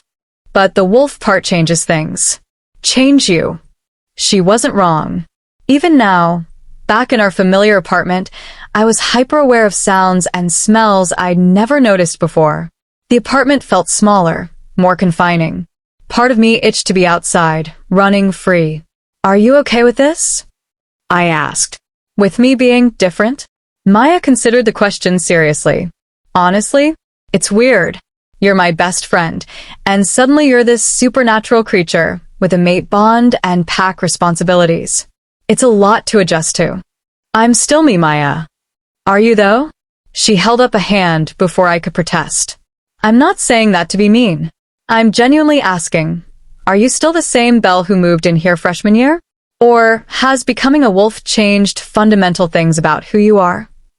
The question unsettled me because I didn't have a clear answer. "I don't know," I admitted. "I feel like me, but also like a more complete version of me. Like I've been missing a piece my whole life and just now found it." "That's what worries me," Maya said quietly. "What if the piece you found is so big it crowds out everything else? What if you end up losing yourself in being Nathaniel's mate, in being part of the pack?" "That won't happen." "You can't know that, Belle. A month ago, you were planning revenge on your ex-boyfriend.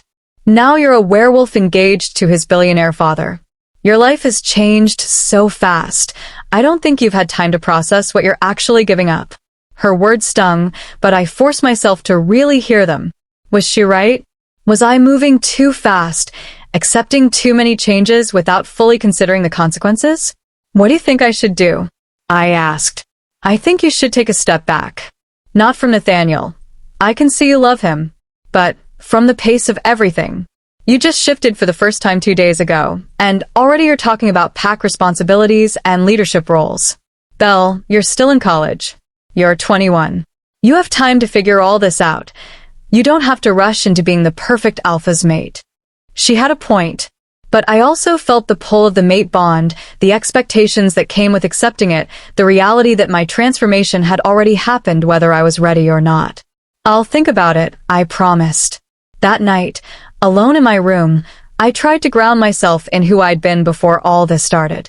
I pulled out old journals, read entries from months ago when my biggest concern was passing organic chemistry and planning date nights with Dominic. That Belle felt like a stranger now.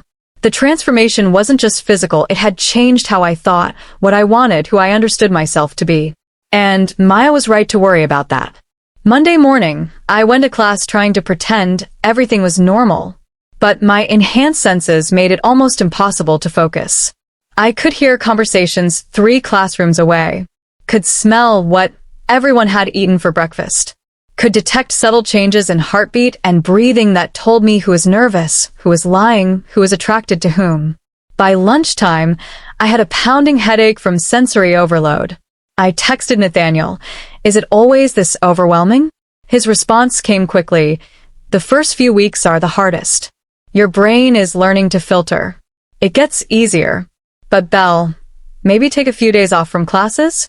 Give yourself time to adjust? I can't just skip school. I have exams coming up. You also have a newly awakened wolf that needs attention. Balance, remember?" He was right, but the thought of falling behind in classes, of jeopardizing the degree I'd worked so hard for, made me anxious. I pushed through the rest of the day, then collapsed on my bed the moment I got home. My phone rang. Dominic. I almost didn't answer, but curiosity won out. "Hey," I said. Belle. "How are you doing? I heard you shifted."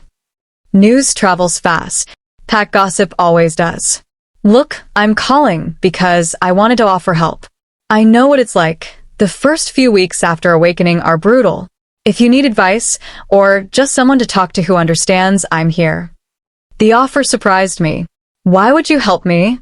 "Because despite our history, I don't want to see you struggle unnecessarily. And because you're my father's mate now. Like it or not, that makes us family." He paused. "Also, I've been an asshole for most of this situation. Maybe it's time I tried being decent instead." "Character development really suits you," I said, and heard him laugh. "Yeah, well, it turns out almost losing everything makes you reassess your priorities." His tone turned serious. "Belle, real talk, how are you handling the integration? Balancing school and wolf stuff?" "Honestly, I'm drowning. The sensory overload alone is killing me, and I don't know how to manage pack expectations while finishing my degree." "Okay, so first thing, you need to learn shielding. It's a mental technique that lets you filter sensory input. Otherwise, you'll go crazy from the noise." "How do I learn that?" "I can teach you. Or I can connect you with someone who specializes in training newly awakened wolves. Your choice." The idea of spending time with Dominic felt weird, but I also desperately needed help. "Can you teach me?" I asked. "Not because I want to hang out with you, but because you already know my situation and I trust you not to make it worse." "Fair enough. Tomorrow afternoon? There's a park on the edge of Pack Lands where we can practice without interference." After we hung up, I texted Nathaniel about the plan. His response, "Are you comfortable with that? Spending time alone with Dominic? It's not about comfort. It's about survival. I need to learn control, and he's offering to help." "Okay, but Belle, be careful. Not because I don't trust you, but because Dominic's history with boundary issues. I'll be fine. And if he tries anything, I'll just bite him. I have teeth now. That's my girl." Tuesday afternoon, I met Dominic at the park he'd specified. It was beautiful. Wooded trails, open meadows, far enough from the city that the ambient noise didn't overwhelm my enhanced hearing. "All right," Dominic said, all business. "Shielding 101. Close your eyes." I did. "Now, I want you to visualize your senses as streams of water flowing toward you. Each sense is its own stream: sight, sound, smell, touch, taste. Can you see them?" I focused, and gradually I could. 5 distinct flows of information, all rushing toward my awareness. Good. Now imagine building a dam. Not to stop the flow completely, You need your senses to function. But to control how much gets through, start with sound since that's probably overwhelming you most. I visualized a barrier, like a mental filter, that the sound stream had to pass through. Slowly, the overwhelming cacophony of every bird, every insect, every distant conversation began to quiet. Holy shit, I breathed. It's working. Keep practicing. Sound first, then smell, then the others. Eventually it'll become automatic. Your brain will maintain the shields without conscious effort. We spent 2 hours working on shielding techniques. By the end, I felt more in control of my senses than I had since awakening.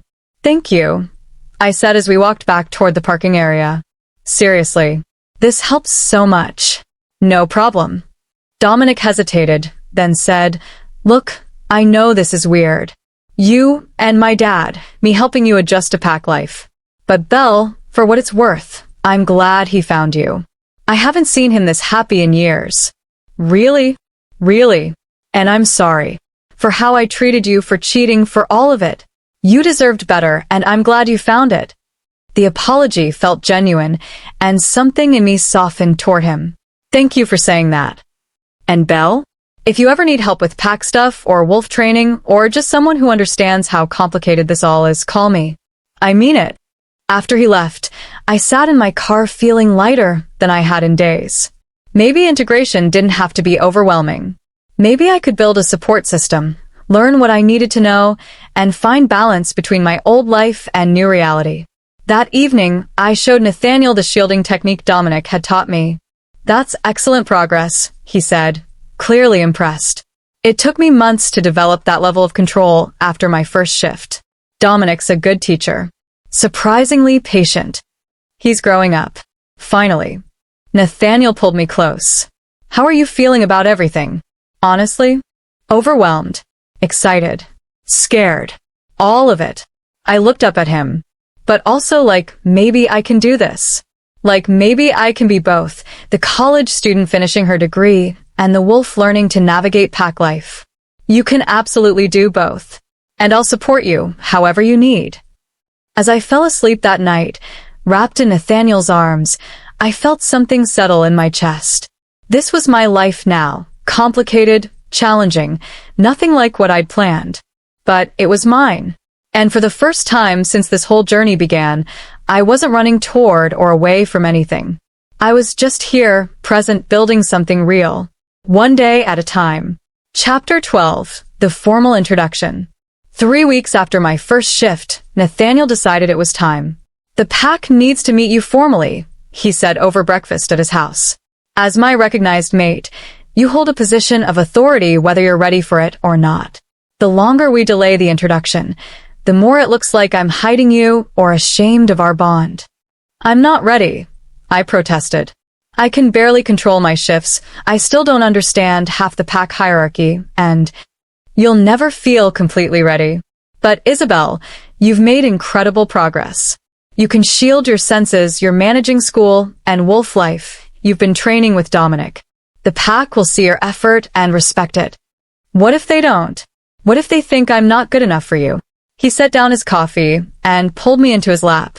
Then they'll be wrong, and I'll make that very clear. But sweetheart, you're underestimating yourself. You've handled everything thrown at you with grace and courage. The pack will see that.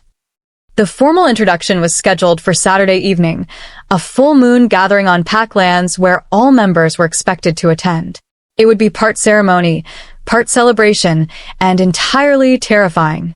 Maya helped me prepare, even though she couldn't attend the actual event. You're going to be amazing, she said Friday night, helping me pick out an outfit. Just remember, you're not trying to impress them. You're there as Nathaniel's equal, his mate. You've already earned your place by accepting the bond. That doesn't make it less scary. Nothing worth doing is ever easy.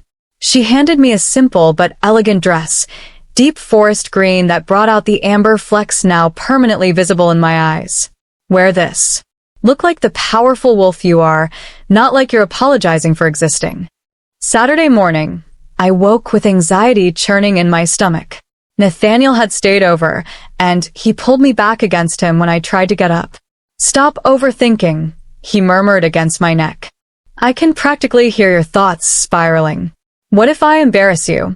What if I say something wrong or don't know the proper protocols or... Then we'll handle it together. He turned to face me. Isabel, I need you to hear this. You are my mate. The goddess herself blessed our bond. Anyone who disrespects you disrespects me, disrespects the divine choice that brought us together. I will not tolerate it, and neither should you. His certainty helped steady my nerves, but only slightly. We spent the day at the cabin, both of us too restless to stay in the city. Nathaniel went over pack protocol one more time, how to greet high-ranking members, what the ceremony would entail, who the key players were. Marcus Silvercrest, the council representative who texted you before, he'll be there as an observer. He's actually supportive of our bond now, especially after the ceremony confirmed it. But he's formal, so don't be put off by his demeanor. Anyone who's likely to be hostile? A few of the older generation may be skeptical. They preferred when I remained unmated, focused entirely on pack business. But they won't challenge you directly, not with the council's blessing. As sunset approached, we drove to Pack Lands, a sprawling private estate about 40 minutes outside the city. The property had been in Pack hands for generations, serving as neutral ground for gatherings and ceremonies. Cars already lined the long driveway. Wolves in human form milled around a massive bonfire that had been built in the center of a clearing. The scent of roasting meat and pine smoke filled the air, and beneath it all, the complex layering of pack scents, hundreds of individual wolves, each with their own unique signature. My newly awakened wolf stirred restlessly inside me, both excited and nervous about being surrounded by so many of our kind. Ready? Nathaniel asked, offering his hand. No. But let's do it anyway. We walked into the gathering together, and conversation gradually died as people noticed our arrival. The pack members formed a loose circle around us, and I felt the weight of hundreds of eyes assessing, judging, wondering if I was worthy of their alpha. Elder Sage Whitmore stood near the bonfire, her silver hair gleaming in the firelight. She raised her hands for silence. Members of the Eastern Pack, she called out, her voice carrying easily across the clearing. We gather tonight under the full moon to formally recognize the bond between our alpha, Nathaniel Ashford, and Belle Thornhart. The goddess has blessed this union, and we honor her wisdom by welcoming Isabel into our pack as Nathaniel's equal and partner. She gestured for us to approach the fire. Nathaniel kept my hand firmly in his as we walked forward. The heat from the flames was intense, but also comforting in a primal way. Belle Thornhart, Elder Whitmore said, turning to me, do you accept the responsibilities that come with being this Pax Luna? To support our alpha, to guide our members, to protect our territory and traditions. Luna. The title settled over me like a mantle, heavy, significant, permanent. I do, I said, surprised by how steady my voice sounded. And do you swear to honor the mate bond, to stand beside Nathaniel Ashford through challenges and triumphs, to be his partner in all things? I do. Elder Whitmore produced a small knife, the same ceremonial blade from our mate bond ceremony. Then, by the authority granted to me by the Eastern Council and the blessing of the goddess herself, I mark you as Luna of this pack. She made a small cut on my palm, then did the same to Nathaniel's. We pressed our hands together, blood mingling, and I felt the pack bond snap into place. Suddenly, I was aware of hundreds of connections, threads linking me to every wolf present. I could feel their emotions, their acceptance or skepticism, their curiosity and hope. It was overwhelming and beautiful and terrifying all at once. The bond is complete, Elder Whitmore announced. Belle Thornhart is now Luna Isabel Ashford, recognized mate of our alpha and leader of our pack. The assembled wolves howled, a sound that started low and built to a crescendo that made my bones vibrate. My own wolf rose in response, and I found myself howling with them, accepting my place in this ancient tradition. When the howling died down, pack members began approaching to offer formal greetings. Marcus Silvercrest came first, his expression carefully neutral, but his eyes kind. Luna Isabel, Welcome to your pack. If you ever need guidance navigating council politics, I'm at your service. Thank you, Marcus. I appreciate that. A middle-aged woman with warm brown eyes approached next. Luna, I'm Patricia Moonwater, the pack healer. I wanted to introduce myself and offer my services. Newly awakened wolves often have questions about their changing bodies. Please don't hesitate to call on me. Thank you, Patricia. The introductions continued for over an hour. Most pack members were warm and welcoming, genuinely happy for Nathaniel and curious about me. A few were more reserved, clearly waiting to see how I'd handle my new role before fully accepting me. And then Vivian Cross approached. I hadn't seen her since the forum incident, and the sight of her made my wolf bristle defensively. Luna Isabel, she said, her voice carefully respectful, but her eyes cold. Congratulations on your mating. Vivian. I kept my voice neutral. I wanted to apologize, she continued, and I saw several nearby pack members turn to listen. For my behavior regarding online harassment. It was inappropriate and beneath pack standards. I hope you can forgive me. The apologies sounded rehearsed, probably mandated by pack leadership. But I also sensed genuine discomfort. Not exactly remorse, but awareness that she'd crossed a line. I accept your apology, I said carefully. Let's move forward from here. She nodded and stepped back, and I felt Nathaniel's pride through our bond. Dominic approached last, looking almost nervous. Luna Isabel, he said formally, then cracked a small smile. That's going to take getting used to. Belle, congratulations. You handled tonight perfectly. Thanks to your training, I replied.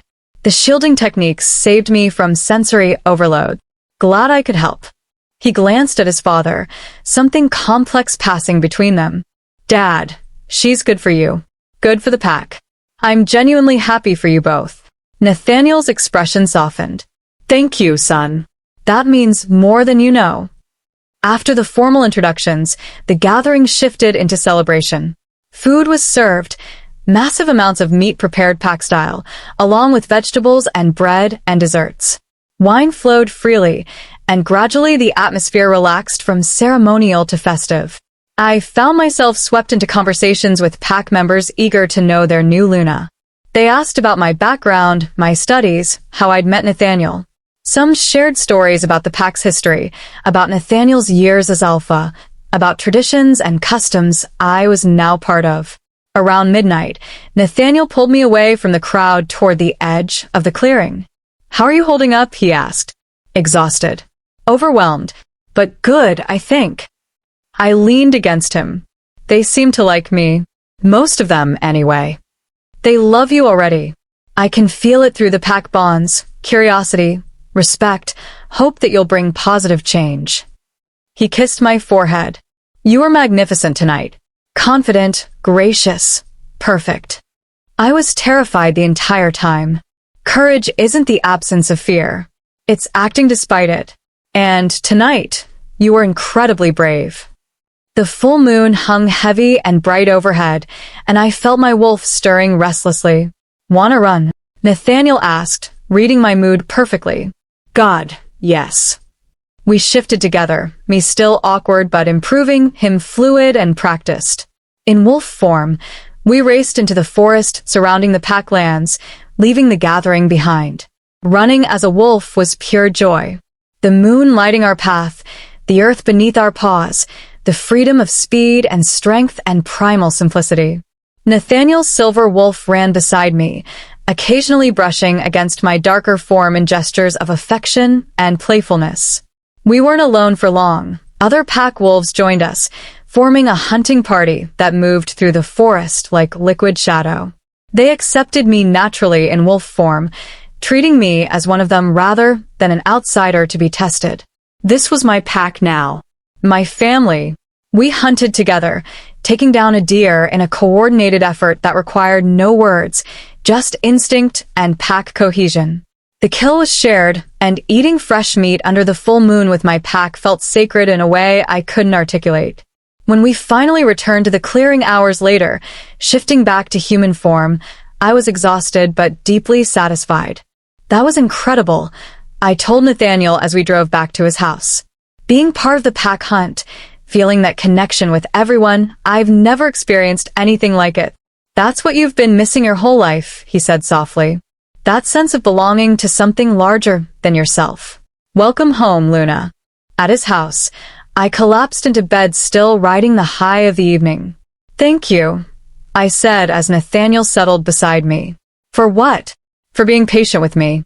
For giving me time to adjust, to learn, to become someone who could stand beside you as an equal.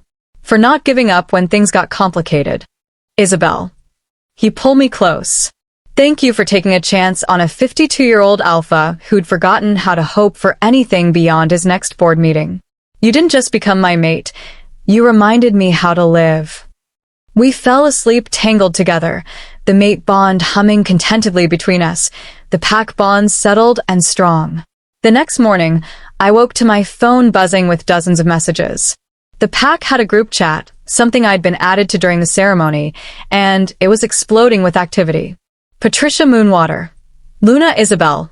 Thank you for your grace last night. So glad to have you in the pack. Marcus Silvercrest. Excellent first impression, Luna. The council will be pleased. Random pack member number 1. Did anyone else see how fast she ran in wolf form? For a newly awakened wolf. That's impressive. Random pack member number 2. Alpha Nathaniel looked happier than I've seen him in decades. This is good for the pack. And then, surprisingly, Dominic Ashford. For anyone still skeptical about our new Luna, she's proven herself. Give her the respect she's earned.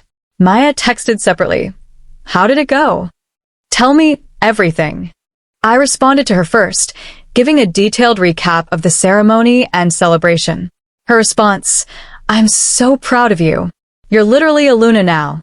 That's insane and amazing, and I'm so happy for you. Then I scrolled through the pack chat, reading comments and well wishes, feeling the reality of my new position settling in. I was Luna Isabel Ashford, mate to the Alpha, leader of the Eastern Pack. It should have felt impossible. A month ago, I was just a heartbroken college student planning petty revenge. But sitting there in Nathaniel's bed, reading messages from my pack, feeling the mate bond thrumming contentedly between us, it felt exactly right. Like I'd finally found the place I was always meant to be. Chapter 13. The Balance. 6 months later, spring had transformed the city into a riot of color and new life. I stood in front of my bathroom mirror, adjusting my graduation gown and trying not to think about how surreal this moment was. 6 months ago, I'd been a heartbroken college student who'd just discovered she was part werewolf. Now I was graduating with honors, serving as Luna of the Eastern Pack, and planning a future that straddled both worlds. You look beautiful, Nathaniel said from the doorway, already dressed in a sharp suit for the ceremony. I look like I'm wearing a tent, I replied, but I was smiling. A very distinguished tent. He came up behind me, wrapping his arms around my waist. How does it feel? Finishing your degree? Surreal. There were so many times I thought I'd have to drop out. When the awakening happened, when pack emergencies took priority, when balancing everything felt impossible. But I did it. You did more than that. You graduated with a 3.8 GPA while learning to be a wolf, integrating into pack society, and taking on Luna responsibilities. That's not just impressive, it's extraordinary.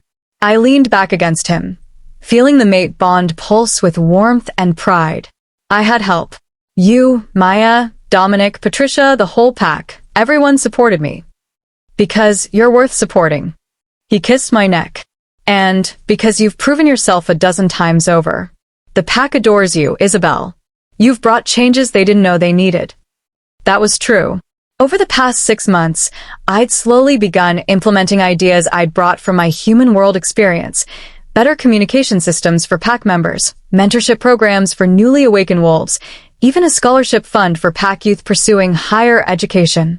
Some of the older generation had been skeptical at first, but results spoke louder than tradition. Pack cohesion had improved, younger members felt more supported, and even the council had commended our innovative approaches to modern pack management. My phone buzzed. Maya, I'm saving you a seat. Hurry up, the ceremony starts in 30 minutes. We should go. I said. Maya will kill me if I'm late to my own graduation. The ceremony was held outdoors on campus, and the spring weather was perfect. I found Maya in the crowd of graduates, and she pulled me into a tight hug. "We did it," she squealed. 4 years of hell, and we actually graduated. Can you believe it?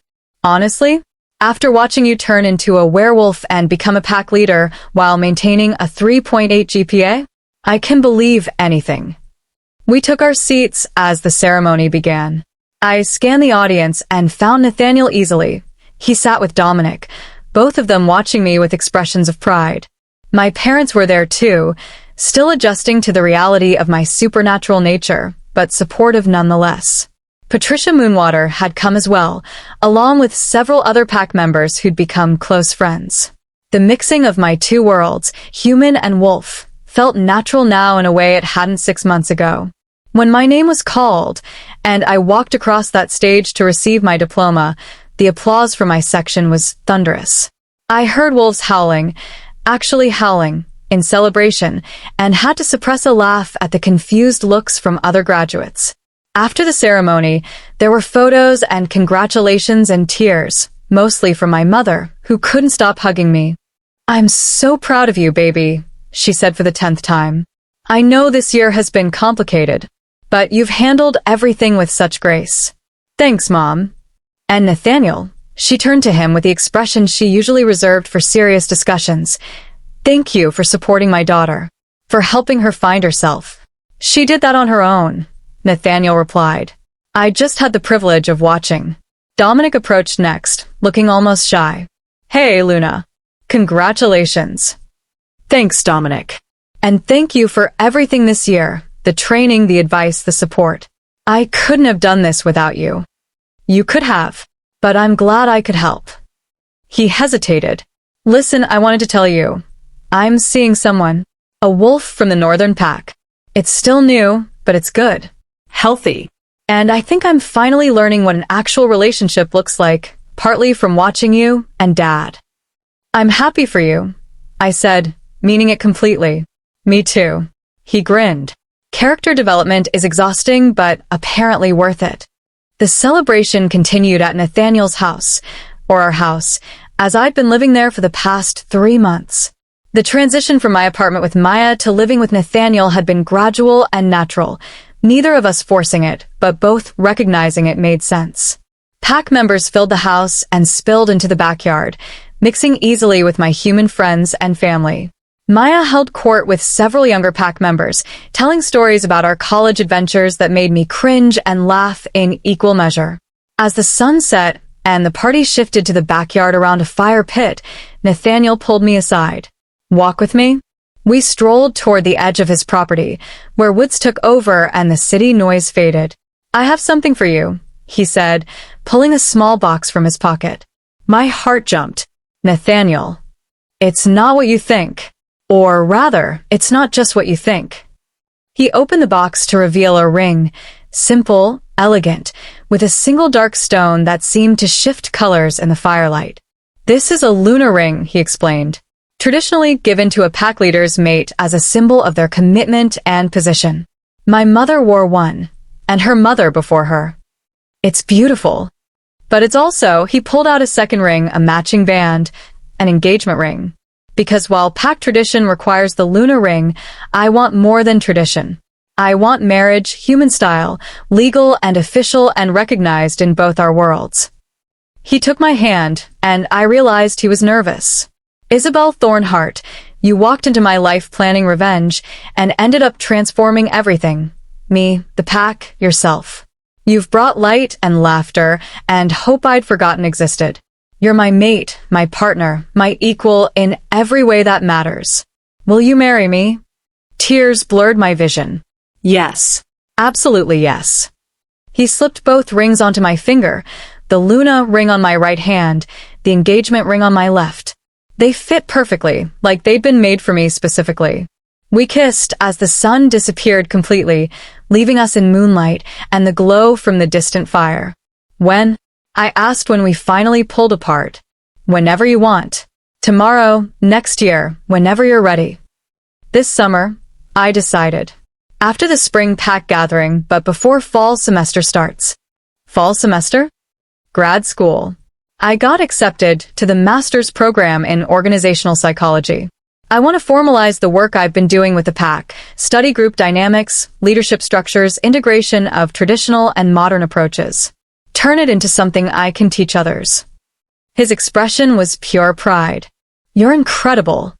I learned from the best. I leaned into him. And I want to do this right, build a career that complements pack leadership instead of competing with it. Show other wolves that you can be fully integrated in both worlds. We walked back to the party hand in hand, and the moment people saw the rings, celebration erupted anew. Maya grabbed me, examining the engagement ring with expert scrutiny. It's perfect. He did well. I approve. Your approval was definitely what I was most worried about, I teased. As it should be. I'm your best friend. My opinion is crucial. She hugged me tightly. Belle, I'm so happy for you. You deserve all of this. The party continued late into the night. At some point, someone suggested a pack run, and half the guests shifted and disappeared into the woods. I joined them, my wolf form now as natural as my human one, running through the forest with my pack under the full moon. Nathaniel's silver wolf ran beside me, and I felt the completeness of our bond. Mate, partner, Alpha and Luna. Two halves of a whole. When we returned hours later, exhausted and happy, I found Maya sitting by the dying fire with Patricia, deep in conversation about the history of pack healing traditions. Making friends? I asked, shifting back and wrapping myself in the robe I'd left nearby. Patricia is fascinating, Maya said. She's been telling me about herbal remedies that predate modern medicine by centuries. You should come to our next healing circle, Patricia offered. Humans are welcome as honored guests, especially those close to our Luna. The easy integration of my human and wolf worlds, the acceptance and support from both sides, it was everything I'd hoped for and more than I'd dared to dream. Later, after everyone had left and Nathaniel and I were cleaning up, I found myself reflecting on how much had changed in less than a year. What are you thinking about? Nathaniel asked, loading the last of the dishes into the washer. How different my life is from what I planned. A year ago, I thought I'd graduate, get some entry-level job, maybe eventually figure out what I wanted to do with my life. Now I'm a werewolf Luna planning a wedding and applying to grad school while helping lead a pack of hundreds. Regret any of it? Not for a second. Even the painful parts, Dominic's betrayal, the awakening, the council's scrutiny, all of it led me here. To you, to the pack, to understanding who I really am. He pulled me close. I used to think my life was complete. I had my company, my position as alpha, my responsibilities. I thought that was enough. Then you walked into that gala in a red dress with revenge on your mind and reminded me that I'd been existing, not living. So we saved each other. We found each other. There's a difference. That night, lying in bed with Nathaniel's arms around me and the mate bond humming contentedly, I thought about the journey that had brought me here. It had started with heartbreak and the desire for revenge. With pain I thought would never heal and anger I thought would consume me. But it had transformed into something beautiful, love that was real and deep and chosen every single day. A purpose that went beyond myself. A community that had become family. I'd learned to be both wolf and human, to balance tradition and innovation, to lead while still learning, to be strong enough to be vulnerable. And I'd learned that sometimes the worst thing that happens to you, the betrayal that shatters your world, is actually the beginning of finding your true self. Dominic cheating had broken my heart, but it had also set me free to become who I was always meant to be. Luna. Partner. Wolf. Leader. Student. Friend. Myself. Fully and completely. As I drifted off to sleep, I felt the future stretching ahead. Grad school and wedding planning, pack duties and personal growth. Challenges I couldn't predict and joys I couldn't imagine. But whatever came, I'd face it with Nathaniel beside me, my pack behind me, and the certainty that I was exactly where I belonged. The revenge plot had failed spectacularly, and I'd never been more grateful for failure in my life. Because in losing what I thought I wanted, I'd found everything I actually needed. Home. Purpose. Love. Pack. Myself. 1 year later. The wedding was everything I dreamed of and nothing I'd expected. We held it on Pack lands under a full moon, blending human and wolf traditions into something uniquely ours. My mother cried through the entire ceremony. Maya served as my maid of honor and only embarrassed me moderately with her toast. Dominic stood as his father's best man and managed to give a speech that was both heartfelt and only slightly awkward. The council attended and gave their formal blessing. The Pack held their approval. And when Nathaniel kissed me as the officiant pronounced us married in both human and Pack law, I felt the mate bond solidify into something even stronger. Chosen family, deliberate commitment, love that would last centuries. Grad school challenged me in ways I hadn't anticipated, pushing me to think critically about Pack structures and question traditions while respecting their origins. My thesis on integrating modern organizational psychology with traditional Pack hierarchy was already generating interest from other territories. Nathaniel stepped back slightly from day-to-day Pack management, delegating more to trusted betas and spending more time on the aspects of leadership he actually enjoyed. We worked as a team, his experience and my fresh perspective complementing each other perfectly. Dominic found happiness with his Northern Pack girlfriend, and our relationship evolved into something that resembled actual friendship. The past no longer haunted any of us. It had simply become part of our stories, shaping who we'd become without defining who we were. Maya graduated and started working for a nonprofit that advocated for supernatural human integration, using her friendship with me as a bridge between worlds. She'd found her calling in making sure others didn't have to hide who they were. And me? I was exactly where I was supposed to be, running through forests under the full moon, teaching classes on group dynamics, sitting in council meetings, having dinner with my parents who'd learned to accept my dual nature, planning Pack events, writing papers, training newly awakened wolves, and falling asleep every night beside the man who'd show me what love actually looked like. It wasn't perfect. We had arguments and challenges, disagreements about Pack policy, and stress about balancing too many responsibilities. But it was real. It was chosen. It was ours. One evening, a year after our wedding, Nathaniel and I stood on the deck of the cabin. Our cabin now, the place we escaped to when the world got too loud. "Do you ever miss it?" he asked. "Your human life before all this?" I thought about the girl I'd been. Heartbroken, angry, planning revenge. Lost and uncertain and desperately trying to prove her worth. "No," I said honestly. "I miss the simplicity sometimes. But I don't miss who I was. I like who I've become." And who's that? Someone who knows her own strength, who isn't afraid to take up space, who can lead with compassion and fight with ferocity when necessary, who belongs to both worlds and isn't diminished by either. I turned to face him, someone who chose love over revenge and found herself in the process. He pulled me close, and we stood there watching the moon rise over the lake, two wolves in human skin, two souls bound by choice and blessed by fate. The revenge plot had failed, but the love story? That was just the beginning. The end.